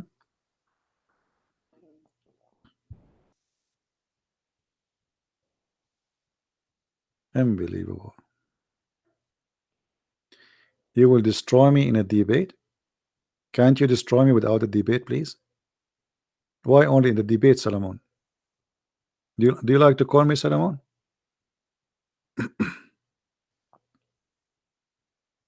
Solomon wanna destroy me in a debate. Okay, Solomon, shall we start? Do you wanna call me?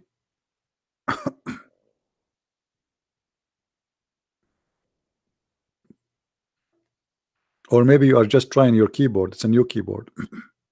Is that the case why you said that? Is that why you said that?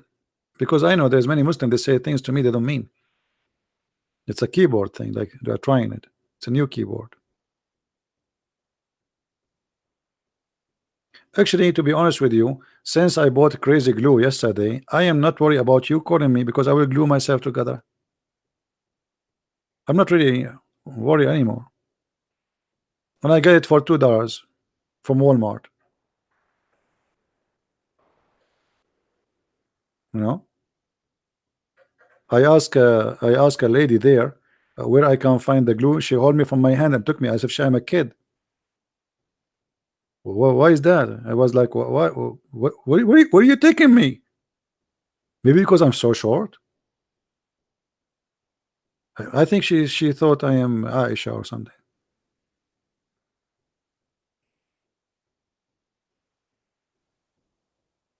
So, Solomon, you want to call me or what?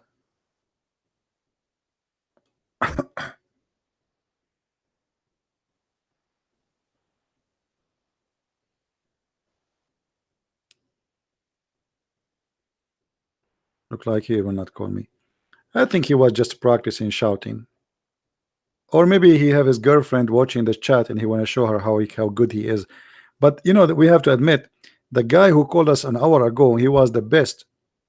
I mean, I never like how much I have, how many thousand Muslims I spoke to, tens of thousands. The guy today was unique. We have to admit. Don't forget to download the video and cut that part when he is talking to me about the sunset, please. And remember, this video will not stay for long, so in a few hours from now we will take it down. And by the way, yeah, Noor, uh, if you are posting in your channel my videos and they flag your videos and they delete your channel, always make many channels. Some of them are activated, some they are not, let us say. So when you lose one, just give me a link, we post it here for you and people will subscribe. Very easy, right? Very simple. Don't worry about it. Because he said things as I mean, like he start line at the end about killing, but in the beginning he was saying yes, the sun set in the murky water and the sun move, and so it was usually Muslims they try to hide that. What is that currency? My brother Jesus save me. 100 nuke. Are you nuking me with 100? Oh boy. Guys, I just received 100 nuke. What is the currency of nuke? What is that?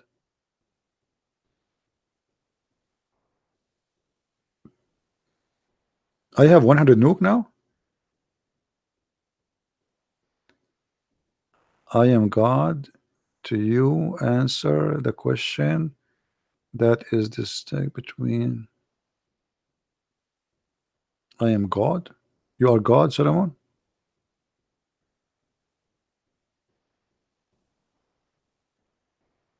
Nuke is the currency of Norway. So if I go to Norway and I make 500 nuke, man, I can control the whole earth. That's a good thing. Thank you, my friend, for all the nuke you gave us.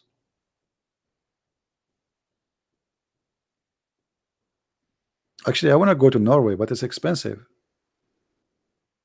I mean, the currency of that country will nuke me in the ground before I buy a sandwich there. I will take the first flight and go back. I saw once a video YouTube. He was talking. He bought a sandwich. How much it cost him? It's so expensive. So your nuke will nuke us down if we go to. I will be homeless there.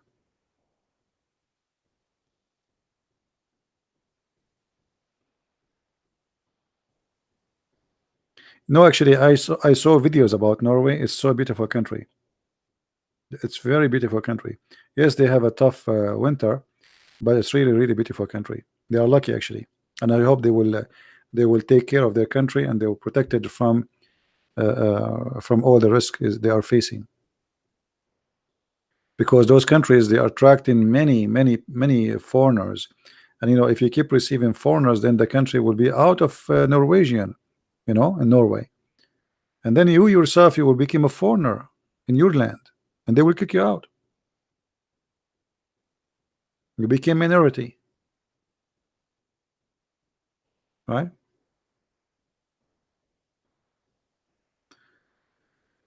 Anyway, I think we have enough for today.